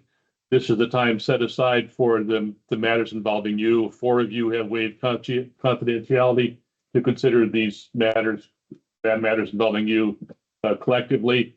When the time comes to vote, we'll do so individually down the road. The first step in our process calls for a report from our Investigator Pacheco, his report will pertain to items 14 through 17. Please proceed. Thank you, Chair Fiscum and Commissioners. This is Investigator Daniel Pacheco for the record. Agenda items 14 through 17 in your meeting books are preliminary review reports for members of the City of River Grove City Council. Public meetings law requires that a public body provide timely notice to the general public, interested persons, and news media, including information on how to request a sign language interpreter or other communication aid. Additionally, a public body is required to provide the public with information on how to submit a formal grievance. The complaint in this matter concerns a March 10th, 2025 City Council regular meeting.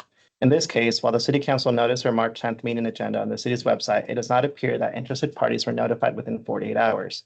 Additionally, it does not appear that their meeting notice provided information on how to request a communication aid or interpreter. Lastly, at the time the complainant submitted their grievance, it also does not appear that the city had information on its website for how to submit a formal grievance. Based on the information available in this preliminary review, there appears to be a substantial objective basis to believe that the council members violated ORS 192.640 sub 1, ORS.192.705 sub 1, and OAR 199-050-0070 subsection 3. The recommendation in your books is to move this case to investigation. Thank you. Thank you, Investigator Pacheco. Just a quick question. I presume it's okay for me to ask who the complainant, the person who filed the complaint is in this case? The complainant is Council Member Leah Silver. She's the respondent and complainant. Okay, any questions for our investigator from commission colleagues? Looking around the room and online, hearing and seeing none for the moment. Gentlemen, the time is for you. I see 3 individuals online with us and the 4th perhaps. Oh, pardon me, Vice Chair Payne, please. Yeah, I just want to clarify the OAR provision because it's different in the materials versus on the agenda. So can you clarify again which OAR provision it is? Thank you. Yes, just as we were doing that, I was looking at the agenda and the agenda is incorrect. It should be 050, not 005. The middle number. Thank you. Thank you, Vice Chair. Good catch. I hadn't seen that either. The time is now, gentlemen, for you to make comments to us. You choose to make, please understand a couple things. One, you don't have to make comments, but we're happy to listen to your comments if you have comments to make. Understand, secondly, that with all due respect to what you may say, I will try to hold you each to a 3-minute time limit. That said, when you choose to proceed in any order that you choose as threesome, identify yourself for the record and give us your comments. Please proceed. Yeah, hi, it's Chris Barheit, the mayor of the small city of River Grove of 558 folks, so pretty small town.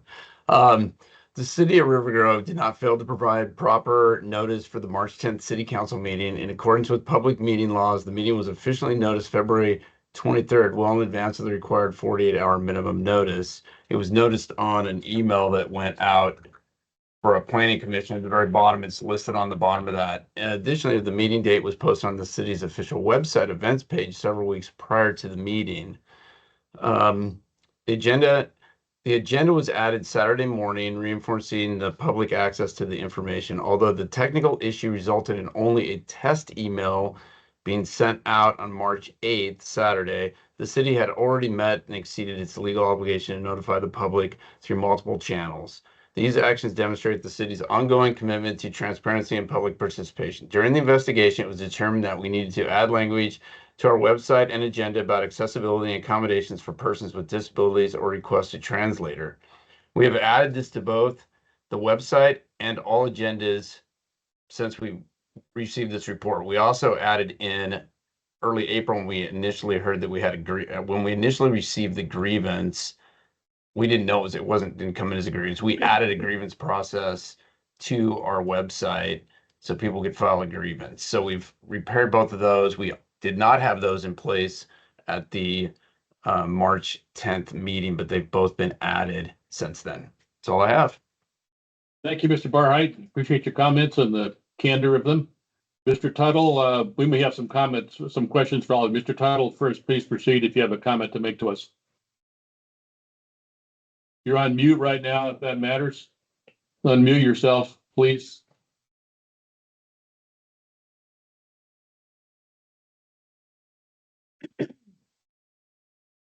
Any advice on unmuting, colleagues?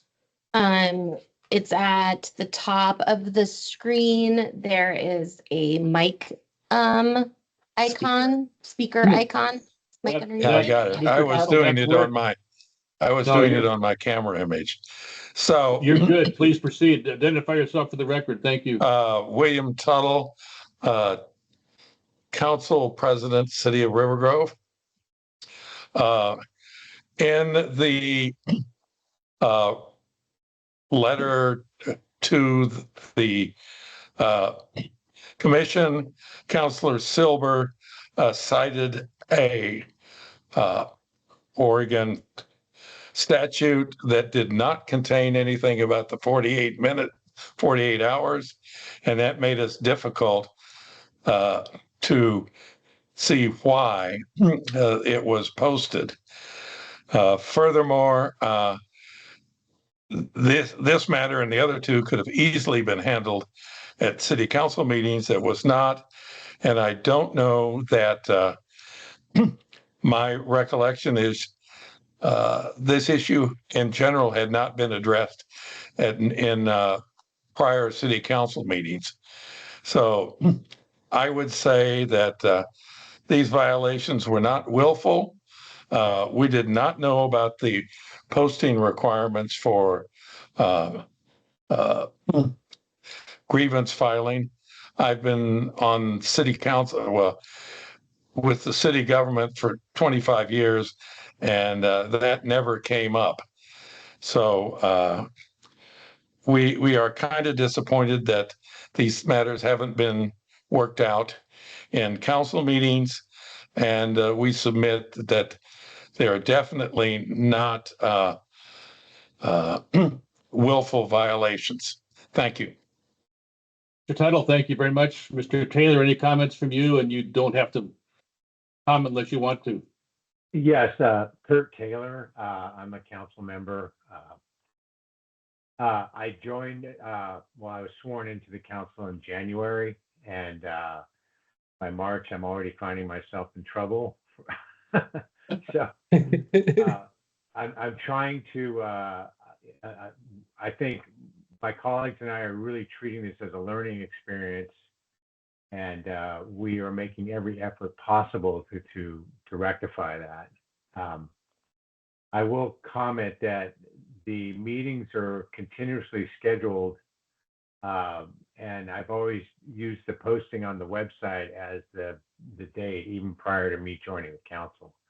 So I never really relied on the email, but it's continuously posted under the council agenda on the website. Thank you. Thank you, gentlemen, for your comments today. The time is now for us to ask you any questions based on what you said. Colleagues, any questions? Okay, hearing and seeing none for the moment, the question now arises for us in regard to these matters, plural, though we'll take them one by one when the moment arrives. Any comments from colleagues about how to proceed in this matter? The recommendation before us is to move forward to an investigation Any comments? Mr. Chair, Mr. Thompson, I knew you'd have one. Please proceed. I would just add, this is one more supporting case to your change to the rules about how we could just issue a letter of education today and just be done with this whole thing. But since Because we, it sounds like they've learned their lesson and they fixed it, so. since we don't have that option, I do know. you have a proposal to make, a motion to make to us? I would not, Put you on the spot. I would not want to step on Vice Chair Payne's motion. I don't blame you. Vice Chair, you have a motion that's on mute right now. People are showing you a lot of deference right now. That's all I can say. Yes, I do. I do agree with Commissioner Thompson's comment and this sort of standing comment of Commissioner or Chair Fiscum that this would be an excellent candidate for issuing a letter of education at this moment if we could do so. But since we cannot do so without moving forward to an investigation, I am going to make a motion. Are we going to do the motions now for the people who are appearing, or do we want to It's a good question. defer those motions until and do them all at once? Thank you for that question. I'm just going to ask it myself. We have Ms. Silber who appears before us without waiving confidentiality. We could listen to that one and then make decisions on all of them once we have the benefit of all 5 comments. Yes. 4 or 5 comments. We need to recognize that these 4 individuals will have to leave and then they will have to rejoin the lobby. Gentlemen, When we do the vote, they have to come. if we proceed in that direction, just so you know, based on the technical character of our process, we will allow you to leave the room, if you will, your virtual room, to not be involved as we consider the issues involving Ms. Silber. And then at some point, when the time comes for a decision on matter by matter, we'll invite you back into the room. So thank you for your comments, and things are pending at the moment. We appreciate your patience with our process. Okay, let's move to the Silber matter and then take these gentlemen out of the room and put get Ms. Silber into the room. Please, thank you for the clarification.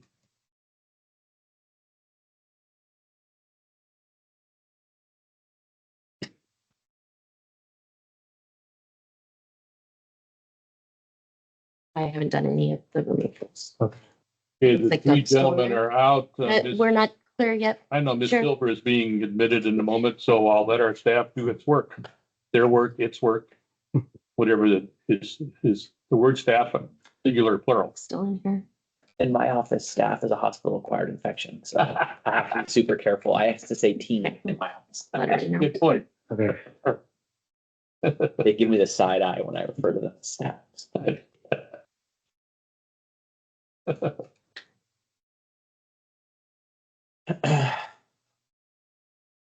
Okay, Chair, we are good to move on. Is Leah Silber in the room and online? And can you hear me, Ms. Silber? Thank you. Can you hear me? Yes, hi. Thank you very much. Okay, for the record, it's Dave Fiscum, Chair of the Commission. The time is now to consider the matter involving you and the complaints relative to the City of River Grove. Just for the record, we've heard other comments. We're going to hear your comments, then we'll move to make a decision once we have all the information at our disposal. The first step will be a report from our investigator. Mr. Pacheco, please proceed. Thank you, Chair Fiscum and Commissioners. This is Investigator Daniel Pacheco for the record. Agenda item 18 in your meeting book is a preliminary report for Leah Silber, member of the City of River Grove City Council. In her self-reported complaint, Ms. Silber alleges that she and other council members violated public meetings law at the March 10th regular meeting and failed to provide information on the city website for how to file a formal grievance. Based on the information gathered, it appears at the time Ms. Silber submitted her grievance, the city did not have a formal grievance process as indicated in her complaint. Additionally, it appears that the council failed to provide timely notice to interested parties for their March 10th meeting, in addition to providing details on their agenda on how to request communication aids.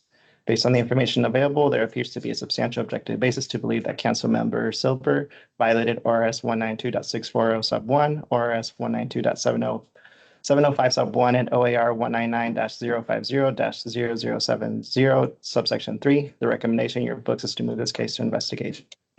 Investigator, any questions for our investigator? Hearing and seeing none, Ms. Silber, this is your time to make any comments you choose to make to us. As a friendly gesture, I'm going to hold you to the most of 3 minutes, so please proceed. Identify yourself for the record. Thank you. Thank you. Good morning, commissioners and staff. Thank you, Mr. Chair, and thank you all for your time this morning or afternoon at this point. My name is Leah Silber. I'm a River Grove City Councilor, and I'm also the complainant in this matter. First, I'd like to acknowledge that the city has made some corrections to issues raised in my complaint, like adding the grievance process to the website and just now in June, adding accessibility language to the meeting agenda. However, these changes only occurred after I filed this complaint. They represent reactive compliance under threat of oversight, not a commitment to transparency or any acknowledgement of the systemic problem.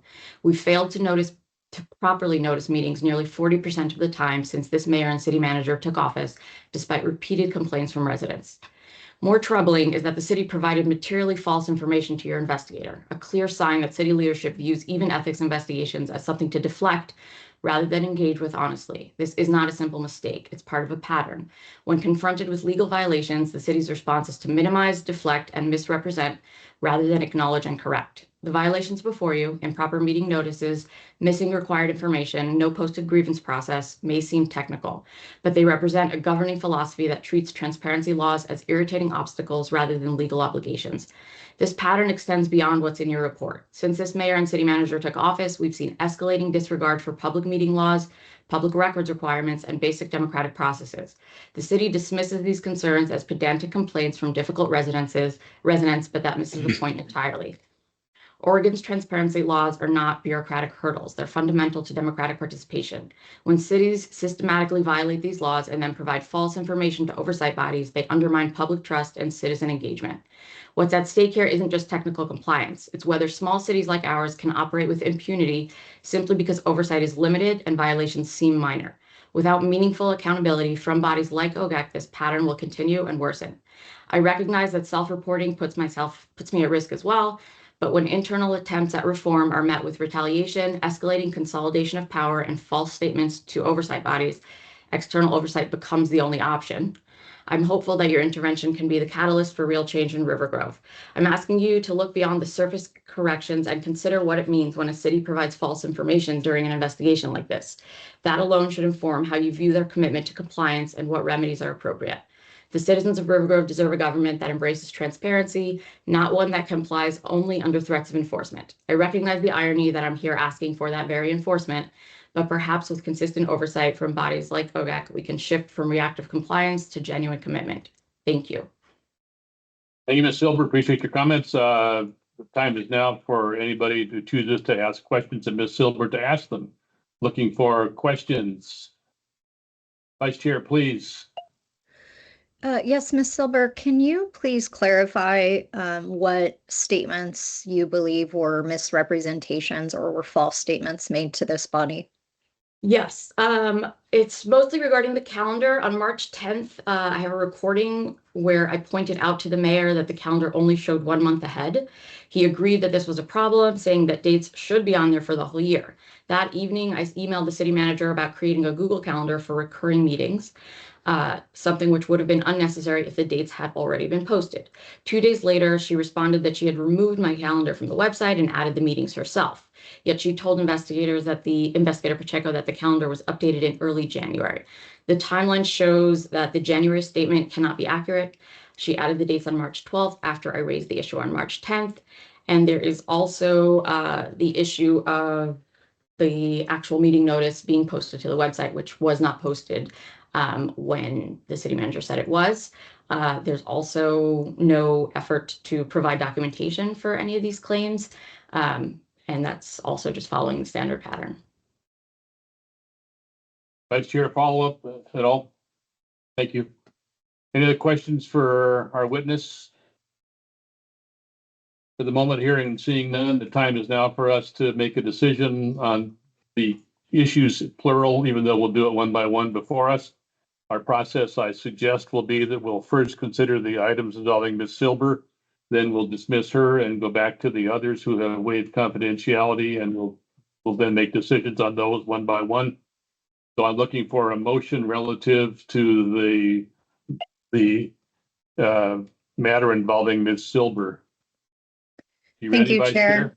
Yes, I move that the commission find there is a substantial objective basis for believing that respondent Leah Silber may have violated ORS 192.640 subsection 1, ORS 192.705 subsection 1, and OAR 199.050.007 subsection 3, and that the commission should investigate accordingly. Thank you, Vice Chair. You've heard the motion. Any questions about the motion? Hearing and seeing none, the administrator will call the roll on item 25-203. Commissioner Mettler, Aye. Commissioner Mason, Aye. Commissioner Burke, Aye. Commissioner Thompson. Aye. Commissioner Payne, Aye. Chair Fiscum. Aye. Motion passed 6-0. The motion is passed. Ms. Silver, thank you for your comments today. We'll be in touch with you officially with regard to next steps. Thank you for your patience with our schedule today. We will now, pardon me for using this word, exit you. Thank you. Thank you. Okay, we'll wait for our staff to bring the 3 or 4 other individuals back into the room, one out, several in, then we'll proceed.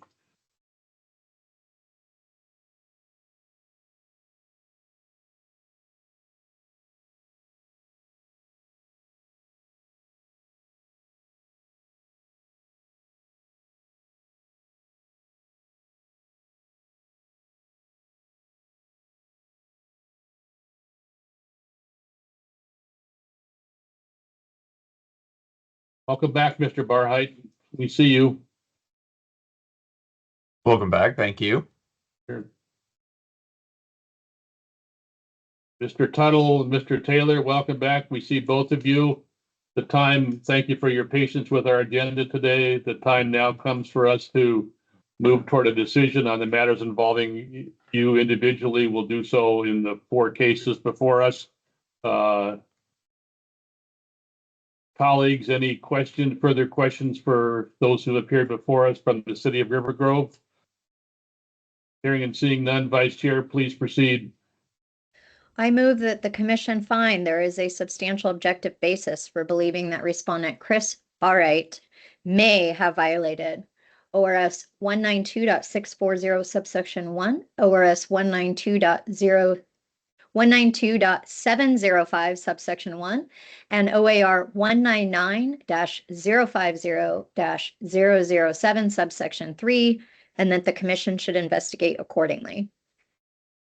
Thank you, Vice Chair. Questions about the motion before us now? Hearing and seeing none, the administrator will call the roll on item 25-197. Commissioner Burke, Aye. Commissioner Thompson, Aye. Commissioner Payne, Aye. Commissioner Mettler, Aye. Commissioner Mason, Aye. Chair Fiscum. Aye. Motion passed 6-0. Our attention will now turn to item 25-200. The Vice Chair, please. I move that the commission find there is a substantial objective basis for believing that respondent William Tuttle may have violated the public meetings law provisions previously mentioned, and that the commission should investigate accordingly. Thank you, Vice Chair. The administrator will call the roll on item 25-200. Commissioner Burke, Aye. Commissioner Thompson, Aye. Commissioner Payne, Aye. Commissioner Mettler, Aye. Commissioner Mason, Aye. Chair Fiscum. Aye. Motion passed 6-0. Thank you. We'll now turn to item 25-201, Vice Chair. I move that the commission find that there is a substantial objective basis for believing that respondent Doug McLean may have violated the public meetings law provisions previously mentioned, and that the commission should investigate accordingly.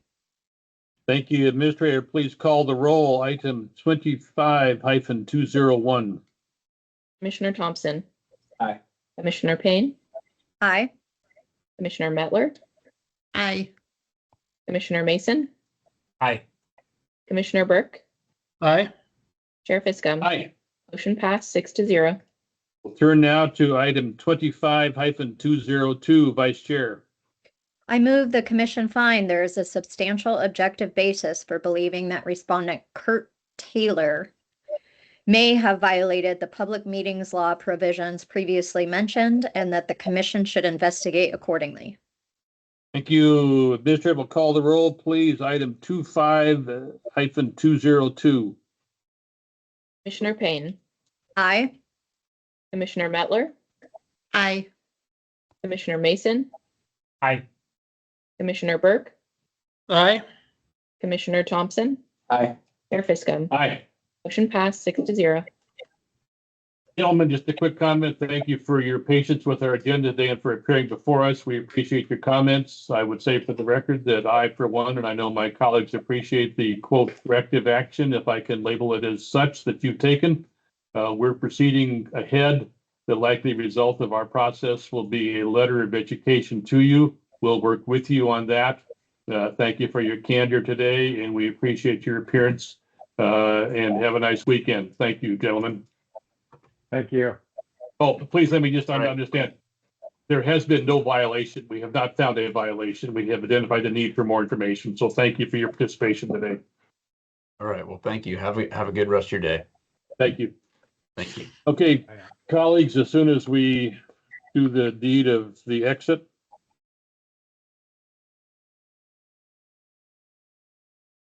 Council meeting should. The lunches are here, Right. probably getting cold, so do you want to take a very short? yeah, I was going to suggest that in a moment with this preamble quickly. The next item, We haven't heard from our next agenda item. right. So The next item on our agenda, which if we were to follow in order, would be Representative Greg Smith. Our staff is in contact with Mr. Smith and his attorney. And as soon as we hear about their availability, given his role at the Capitol, we will try to get him on. Otherwise, we'll proceed to item 20 after we take a brief recess to get lunches. Is that adequate, proper? Okay, thank you, colleagues. We'll recess for the moment.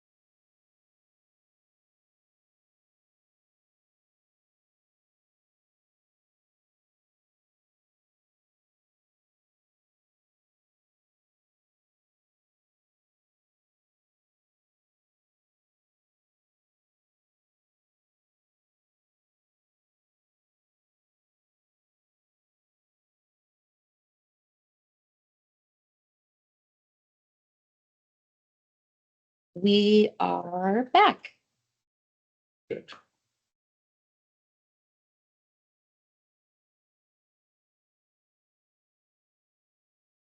Okay, colleagues, with food in my mouth, pardon me, we'll now reconvene our executive session.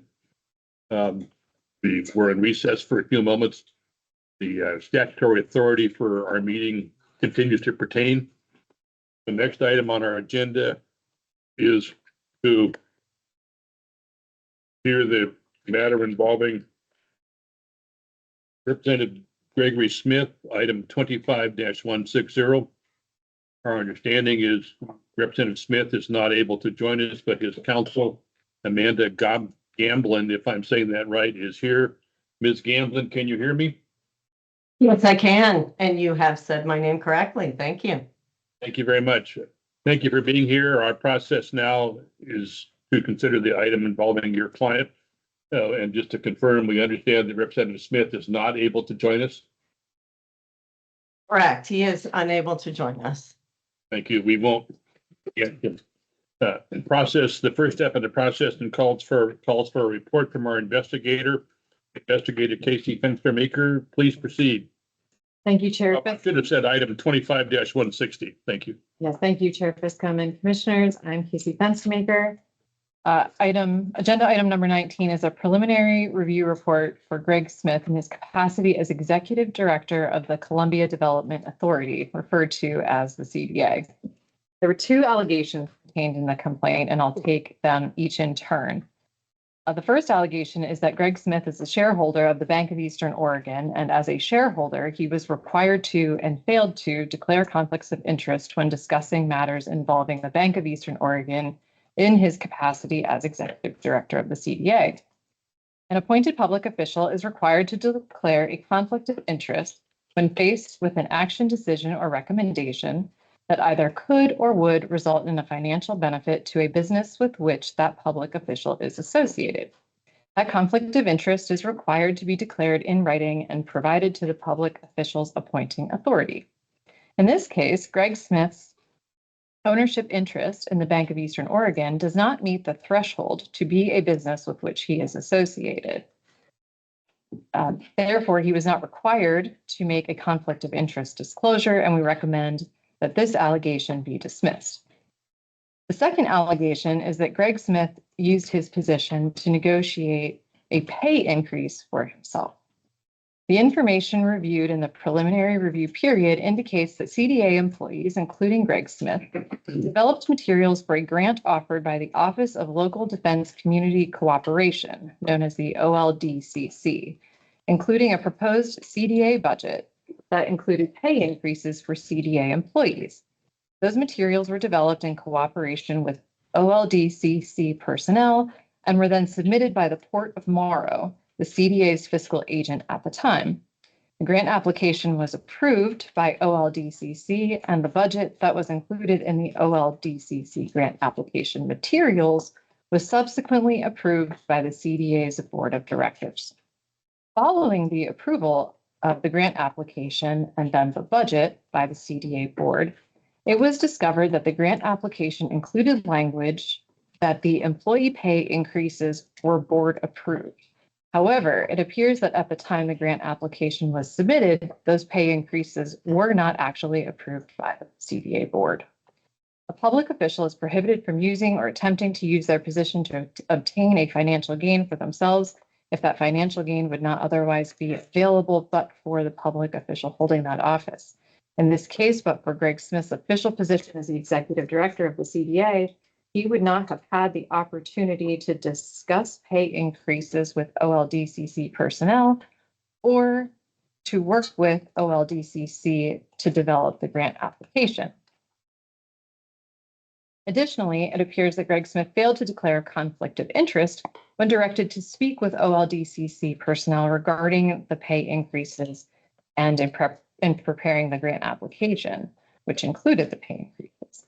However, no evidence was provided during the preliminary review period to indicate that a conflict of interest disclosure was in fact made. Based on the information reviewed during the preliminary review period, there is a substantial objective basis to believe that Greg Smith may have violated the conflict of interest and prohibited use of office provisions related to the pay increases at the CDA. Therefore, the report in your books recommends moving this to investigation. Thank you, investigator. Others may have questions. Quick one.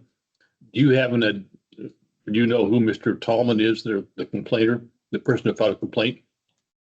Yes, he is a journalist and has filed multiple complaints against Representative Smith in the past. And if you don't know this, it's okay. Do you know where he is a journalist? Is he a journalist? I thought he was. Maybe not. I don't think so. He is a landowner and business owner in Boardman or Hefner, in one of the communities. I believe, and he has filed multiple complaints against varying public officials in the area. Various officials, not just Gregory Smith. Okay. Thank you. Thank you for that response. Any other questions for our investigator, Ms. Fenster-Maker? Hearing and seeing none for the moment, the time now rises, Ms. Gamblin, for you to make any comments you choose to make to us. Thank you for being here and for your patience with our agenda today. With all due respect to what you may choose to say to us today, I'm going to hold you to a friendly 3-minute clock. So as soon as you begin speaking, and say your name for the record, and we'll listen to what you say. Thank you for being here. Thank you. I am Amanda Gamblin, and I'm an attorney representing Greg Smith. The only comment I have really is on the conflict of interest issue. I appreciate Casey's report and her thorough job. My comment is that I think the facts are undisputed that in December 2023, the CDA board asked Greg Smith to talk to the OLDCC to see how much funding the OLDCC would grant to the Port of Morrow. So the Port of Morrow, as the fiscal agent for the CDA, could know how much funding it might have to operate the CDA. And potentially raise to the CDA board a vote for raises for CDA staff. And so what I'm understanding is that the commission's position is that the board, when the board directed the CDA or directed Greg Smith to talk to the OLDCC, which has no authority to grant a raise to Greg Smith or anybody at the CDA. It only has the authority to grant funding to the Port of Morrow, who also has no authority to grant a raise to Greg Smith or anyone else at the CDA. That nevertheless, the board put Greg Smith in a conflict of interest position when it directed him to talk to the OLDCC about how much grant money it would give to the Port of Morrow. And that no one on the CDA board understood that that was putting Greg Smith in a conflict of interest. Greg didn't see it. The CDA attorney didn't see it. Nobody saw a potential conflict of interest because Greg Smith wasn't talking to an organization that had the authority to give him a raise. Rather, that organization had the authority to potentially give the Port of Morrow grant funding that the Port of Morrow then could use to operate the CDA and propose to the CDA board that it give CDA staff a raise. So only the CDA board had the authority to give anybody a raise. And so when the board instructed Greg Smith to talk to the OLDCC about how much grant funding it might give to the fiscal agent, that's like 3 degrees removed from anybody being able to use their position to benefit. Now, I think if the commission thinks that's a conflict of interest, that's totally fine. It certainly wasn't on anybody's radar at the time. And Greg Smith did not make the written, did not fulfill the written requirements. So for the purposes of that issue, if that's the commission's position that that's conflict of interest, then probably no investigation needs to be done because Greg Smith did not know and did not give that written disclosure. Thank you, Ms. Gamblin. We have some questions for you in a moment. Speaking of which, do we have any questions for our witness as she's testified before us in the last moments? Colleagues, any questions?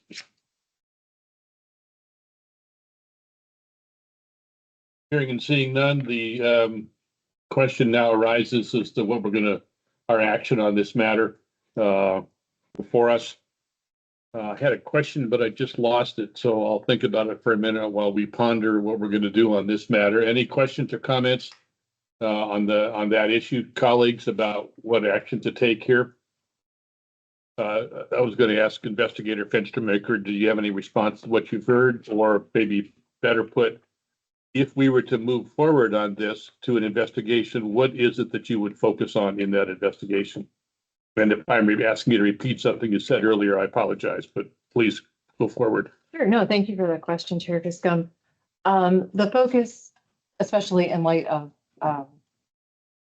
Ms. Gamblin's statement, would not really be on the conflict of interest issue, though, because there is a substantial objective basis to believe that it didn't occur, right? That the conflict disclosure wasn't made.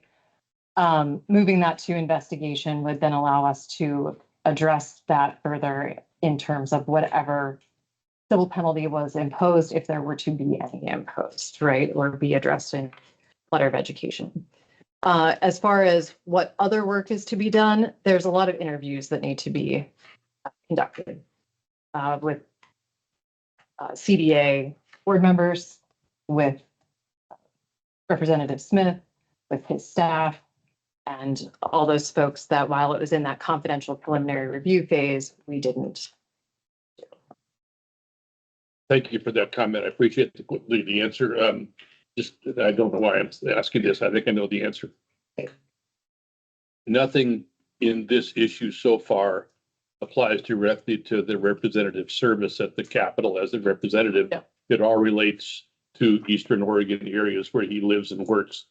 Am I right? I think I am. You are correct. It is only regarding the CDA and his position as the executive director. So for the record, in this process, if I or others have referred to Mr. Smith as Representative Smith, that's only colloquial. It doesn't actually get its way into our possible investigation. Right. It's just a show of respect. Thank you very much. Good comment. Okay. Any other comments from colleagues about how we ought to proceed in this matter, or if you have to have more questions for our investigator, Ms. Gamblin, I'm sure they'll take them. Vice Chair, are you ready to make a motion? I do have a question, since the Please, recommendation is to dismiss the first conflict of interest allegation regarding the bank. Do we need a separate motion to dismiss that allegation, or am I just proceeding on the recommendation and making a motion to proceed to investigate the issues? Yes. I need some guidance on what I should be doing right now regarding the allegations that were recommended to be dismissed. So whatever you move to investigation limits the scope of that investigation. So anything not moved to investigation would basically be dismissed or not. Yes. So you don't need a separate motion. the issues related to that are that issue that was to be quote dismissed unquote are not embedded in the motion. Correct. Is that fair? Correct. Way to put it? Okay, so there's no need for a separate motion to dismiss something which is not before us. The use of the word dismissal is a friendly one as opposed to an action that we would then be taking. Thank you very much for that clarification. So Vice Chair, does that make sense? Please continue. my only issue with that is that it is the same statutory provision.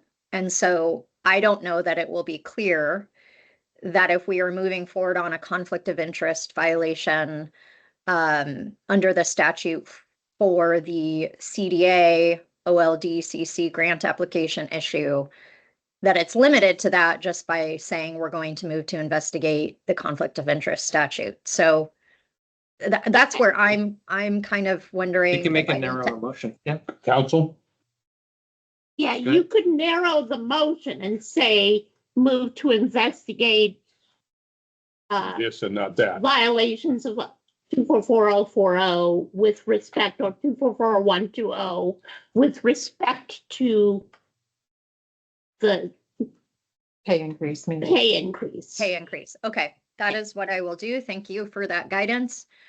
I am prepared to make the motion. I move that the commission find that there is a substantial objective basis for believing that respondent Gregory Smith may have violated ORS 244.0401 and ORS 244.1201C as it relates to the pay increase only, and that the commission should investigate accordingly.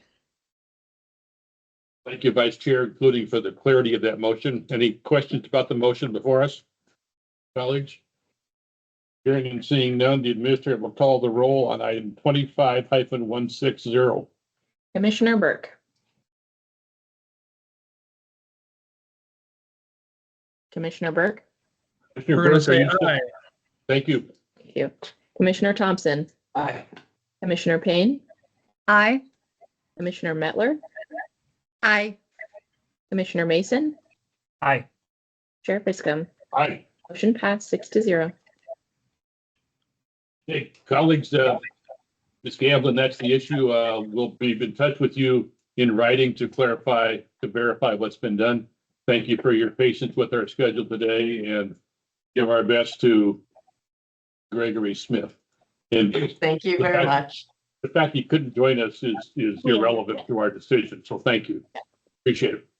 All right, thank you. Okay, colleagues, we will now turn on our executive session agenda to item 25-161. Aaron Kilcullen, who will be admitted, and when you're ready, you let me know. Oh, you know.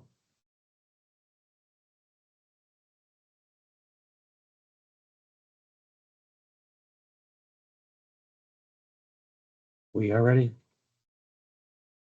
Ms. Kilcullen, can you hear me? The moment you're on mute. Got it. Yeah, I can hear you.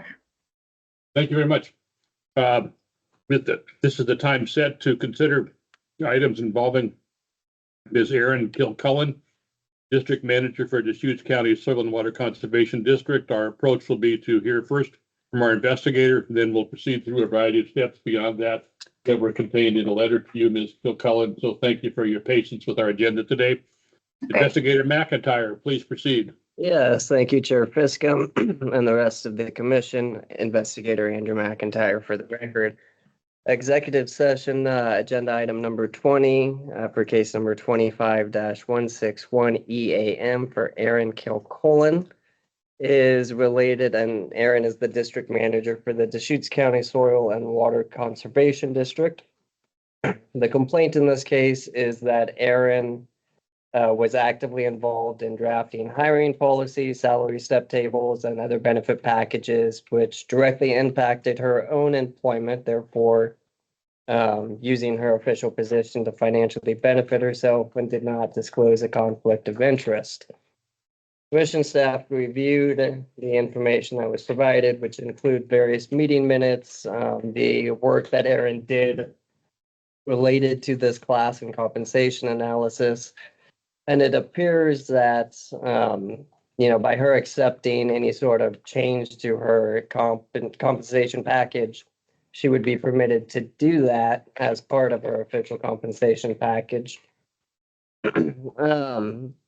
However, because of these actions could have had a financial impact on her, she would have been required to disclose a conflict of interest and did not do so. Therefore, the recommendation regarding this case is that we dismiss or not pursue the investigation regarding the prohibited use of office, but we do investigate regarding the conflict of interest. Thank you. Thank you, investigator. Any questions for our investigator based on the report you've just heard? Colleagues? Hearing and seeing none.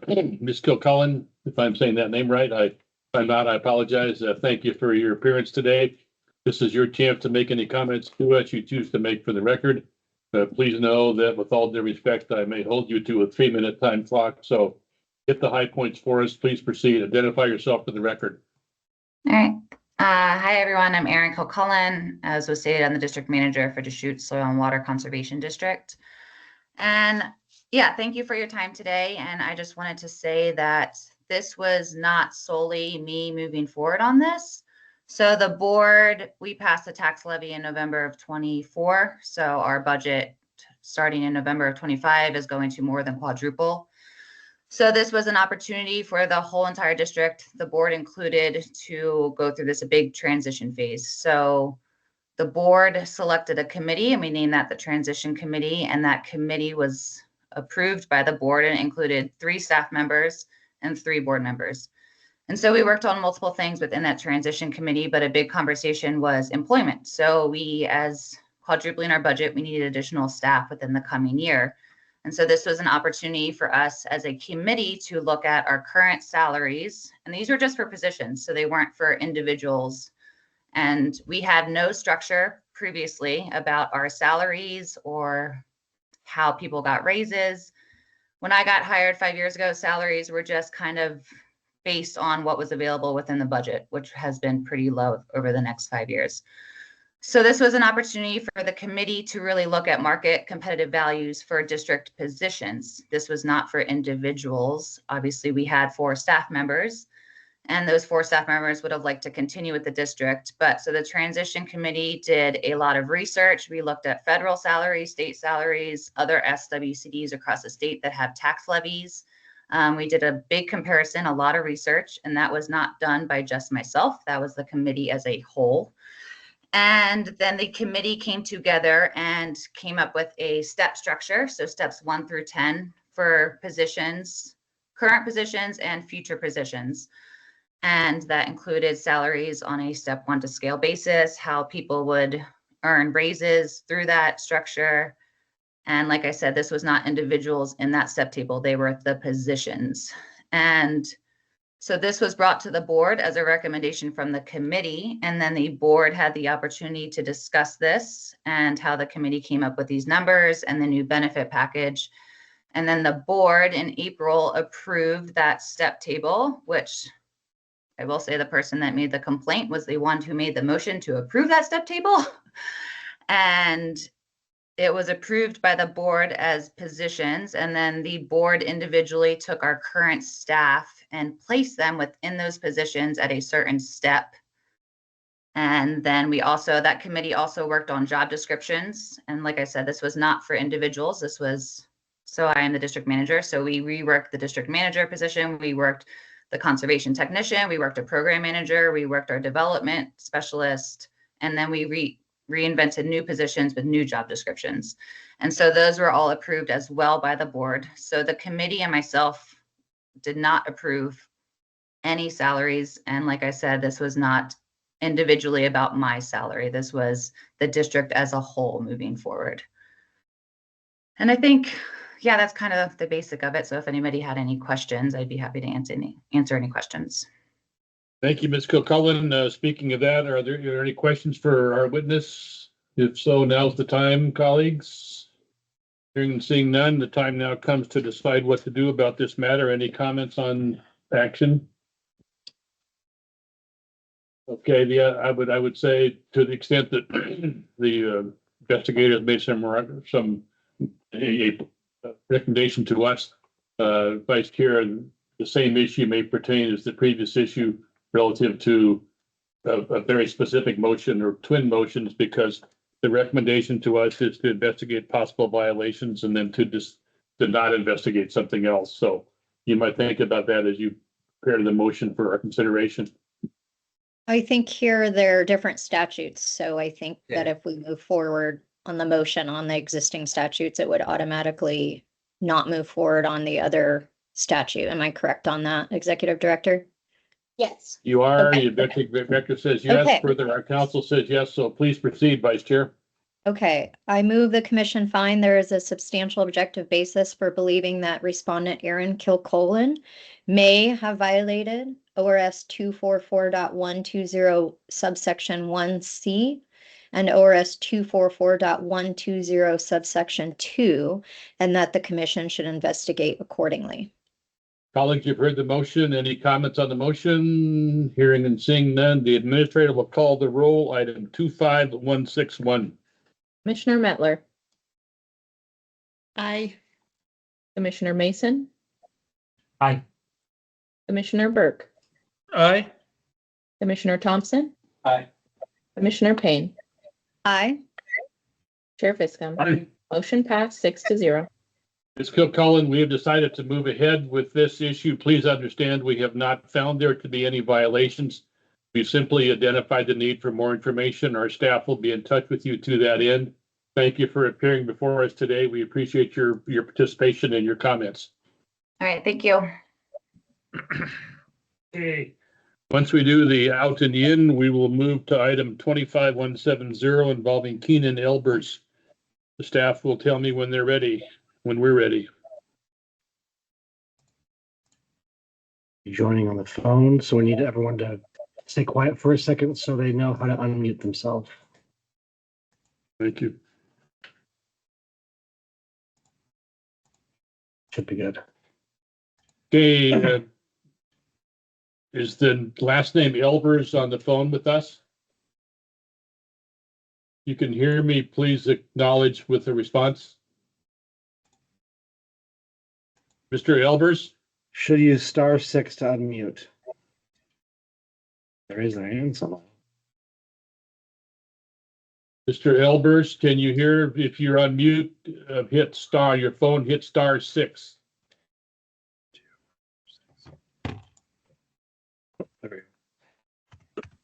Mr. Elbers, can you hear me now? Yes, sir, I can. Thank you. But for the record, I'm Dave Fiscom, current chair of the Ethics Commission. This is the time set to hear the matter involving you and the Benton County School District 77J. The process calls first for a report from our investigator, Mr. Pacheco. Please proceed. Thank you, Chair Fiscom and Commissioners. This is Investigator Daniel Pacheco for the record. Agenda item 21 in your meeting book is a preliminary review report for Keenan Elbers, Transportation Supervisor for the Benton County School District. The complainant in this case alleges that Mr. Elbers used his official position for financial gain by having the district pay for his private LLC K Builders contractor fees.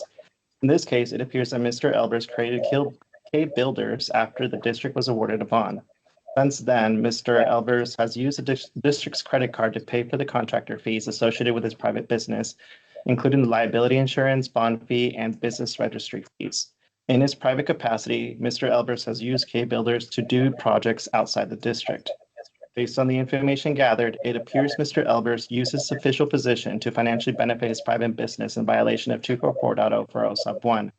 In this case, it appears that the language provided in Mr. Elbers' employment agreements authorized him to receive district paid expenses as an employee of the district. However, it does not appear that the expenses were authorized for his private business. Similarly, the private use of his contractor's license does not appear to be addressed in the district employee's handbook. Thus, it appears that but for his official position, Mr. Elbers would not have been able to financially benefit himself or his business. Additionally, on each instance that Mr. Elbers used the district's credit card to pay for K Builders contractor fees, it appears that he may have been met with a conflict of interest as his actions would result in a certain financial benefit to his business. It does not appear that Mr. Elbers notified his appointing authority in writing on the nature of his conflict as required per ORS 244.120 sub 1 sub C. Should this case move to investigation, commission staff would seek to determine whether Mr. Elbers was permitted to use his district-paid contractor's license for private employment, and if so, whether authorization was formally adopted in his employment agreements or district policy.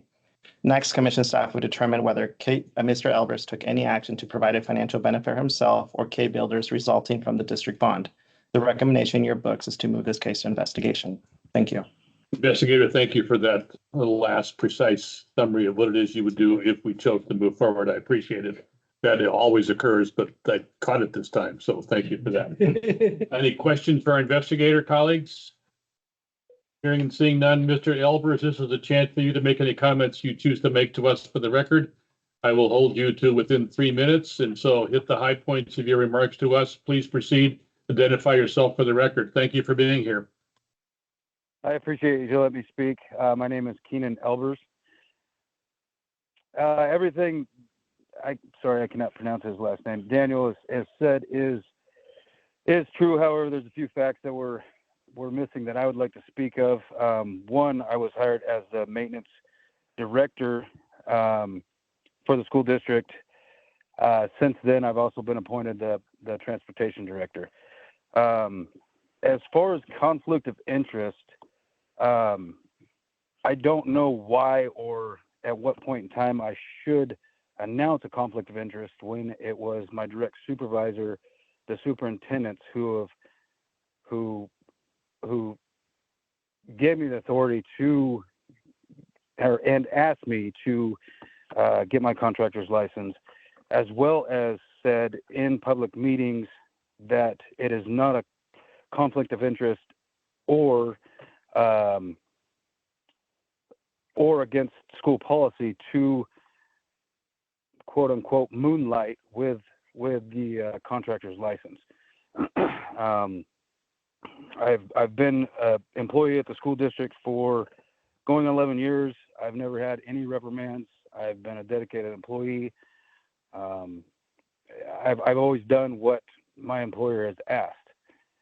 So as far as divulging that, hey, this is an ethics violation, again, I go back to why at one point would I say, hey, this is an ethics violation when I'm given a direct order and in public meetings saying that you are allowed to do this.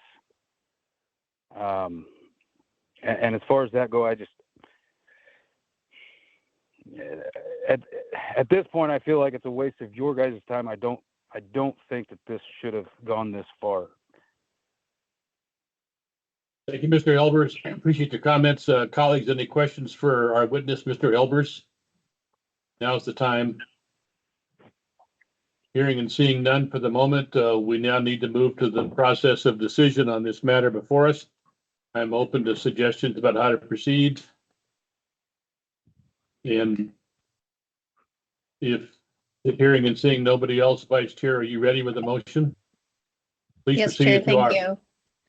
I move the commission find that there is a substantial objective basis for believing that respondent Keenan Elbers may have violated ORS 244.040 subsection 1 and ORS 244.120 subsection 1C, and that the commission should investigate accordingly. Thank you for the motion. Questions about the motion? Hearing and seeing none, the administrator will call the roll on item 25170. Commissioner Mason, Aye. Commissioner Burke, Aye. Commissioner Thompson, Aye. Commissioner Payne, Aye. Commissioner Mettler, Aye. Chair Fiscom. Aye. Motion passed 6-0. Mr. Elbers, thank you for being here. Let me emphasize a couple things. I hope you heard the motion. It was instructive because it used the word may. And that connotes the fact that we have not found there to be a violation of anything yet. We are not reprimanding you. We are simply identifying the need for more information, and we'll work with you and others to obtain that information additionally beyond what we already have today. So thank you for being with us today and for your patience with our schedule. Thank you. Thank you. And just like I told Daniel, I'm an open book. Anything you guys need from me, I'm more than willing to give it. They'll come and talk to you. Thank you very much for your patience today. Thank you, guys. Okay, colleagues, let's move to the next item on our agenda, which is number 26184, involving Diane Taniguchi Dennis, and we'll wait for the out and in.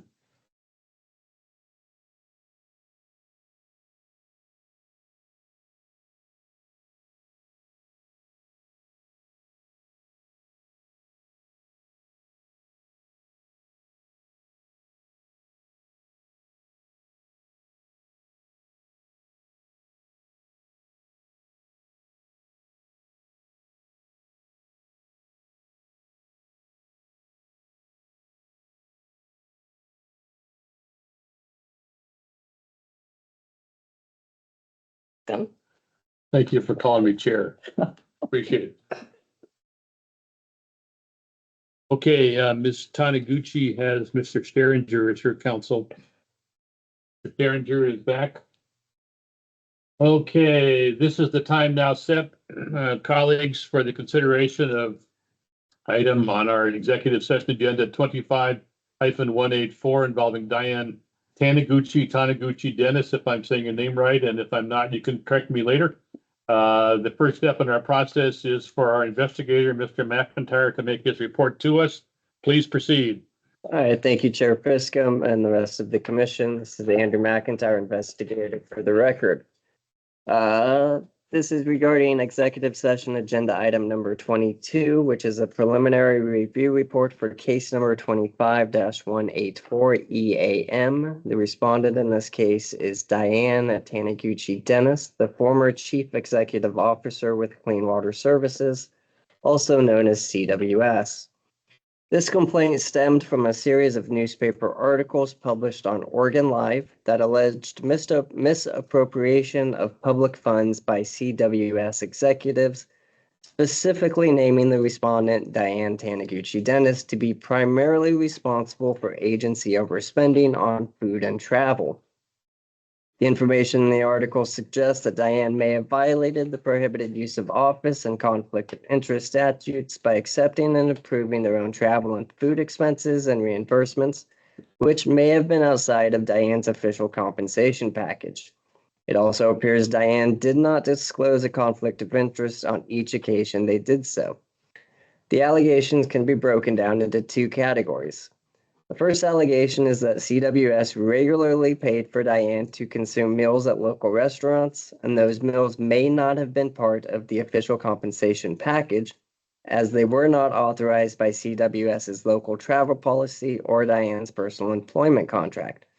The second allegation is that Diane incurred expenses and received reimbursement for expenses accrued on trips to Hawaii in 2022 and 2023 for the Clean Water Insurance Company, and those expenses exceeded what was authorized by CWS's overnight travel policy or Diane's personal employment contract.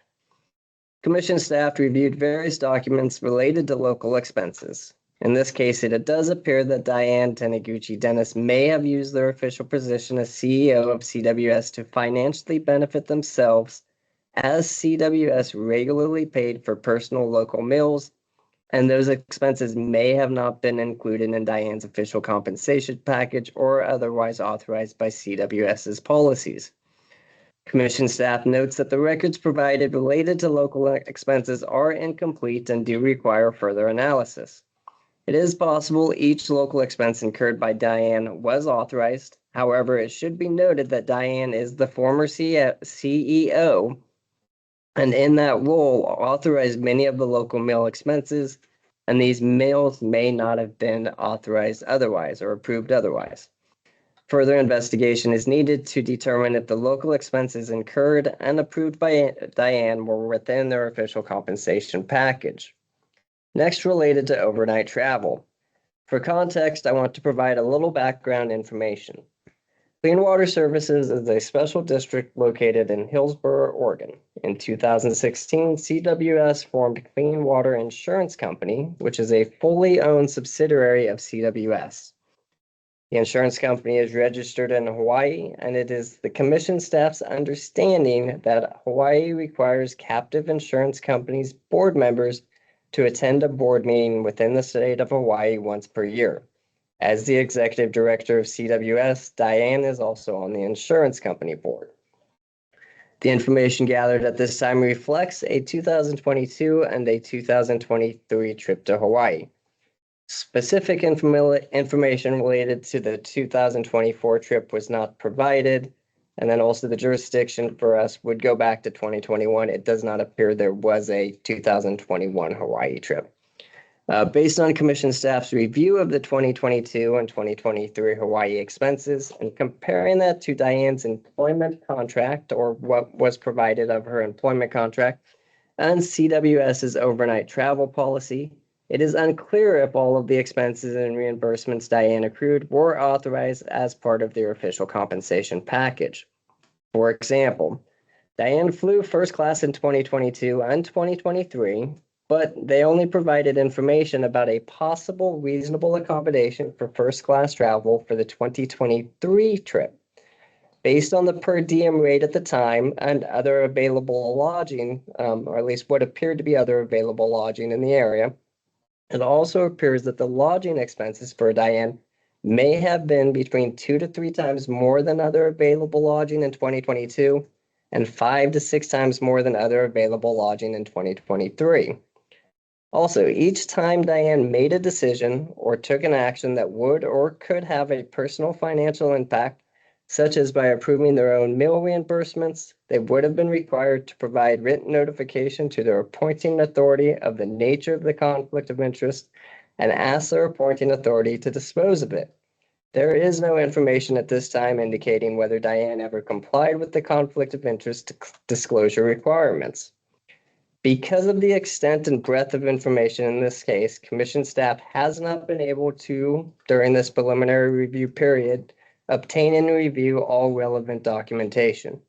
Further investigation is needed to determine if the expenses accrued by Diane for the 2022 and 2023 Hawaii trips, the 2024 Hawaii trip, other potential overnight travel, and the local meal expenditures were authorized as part of Diane's official compensation package.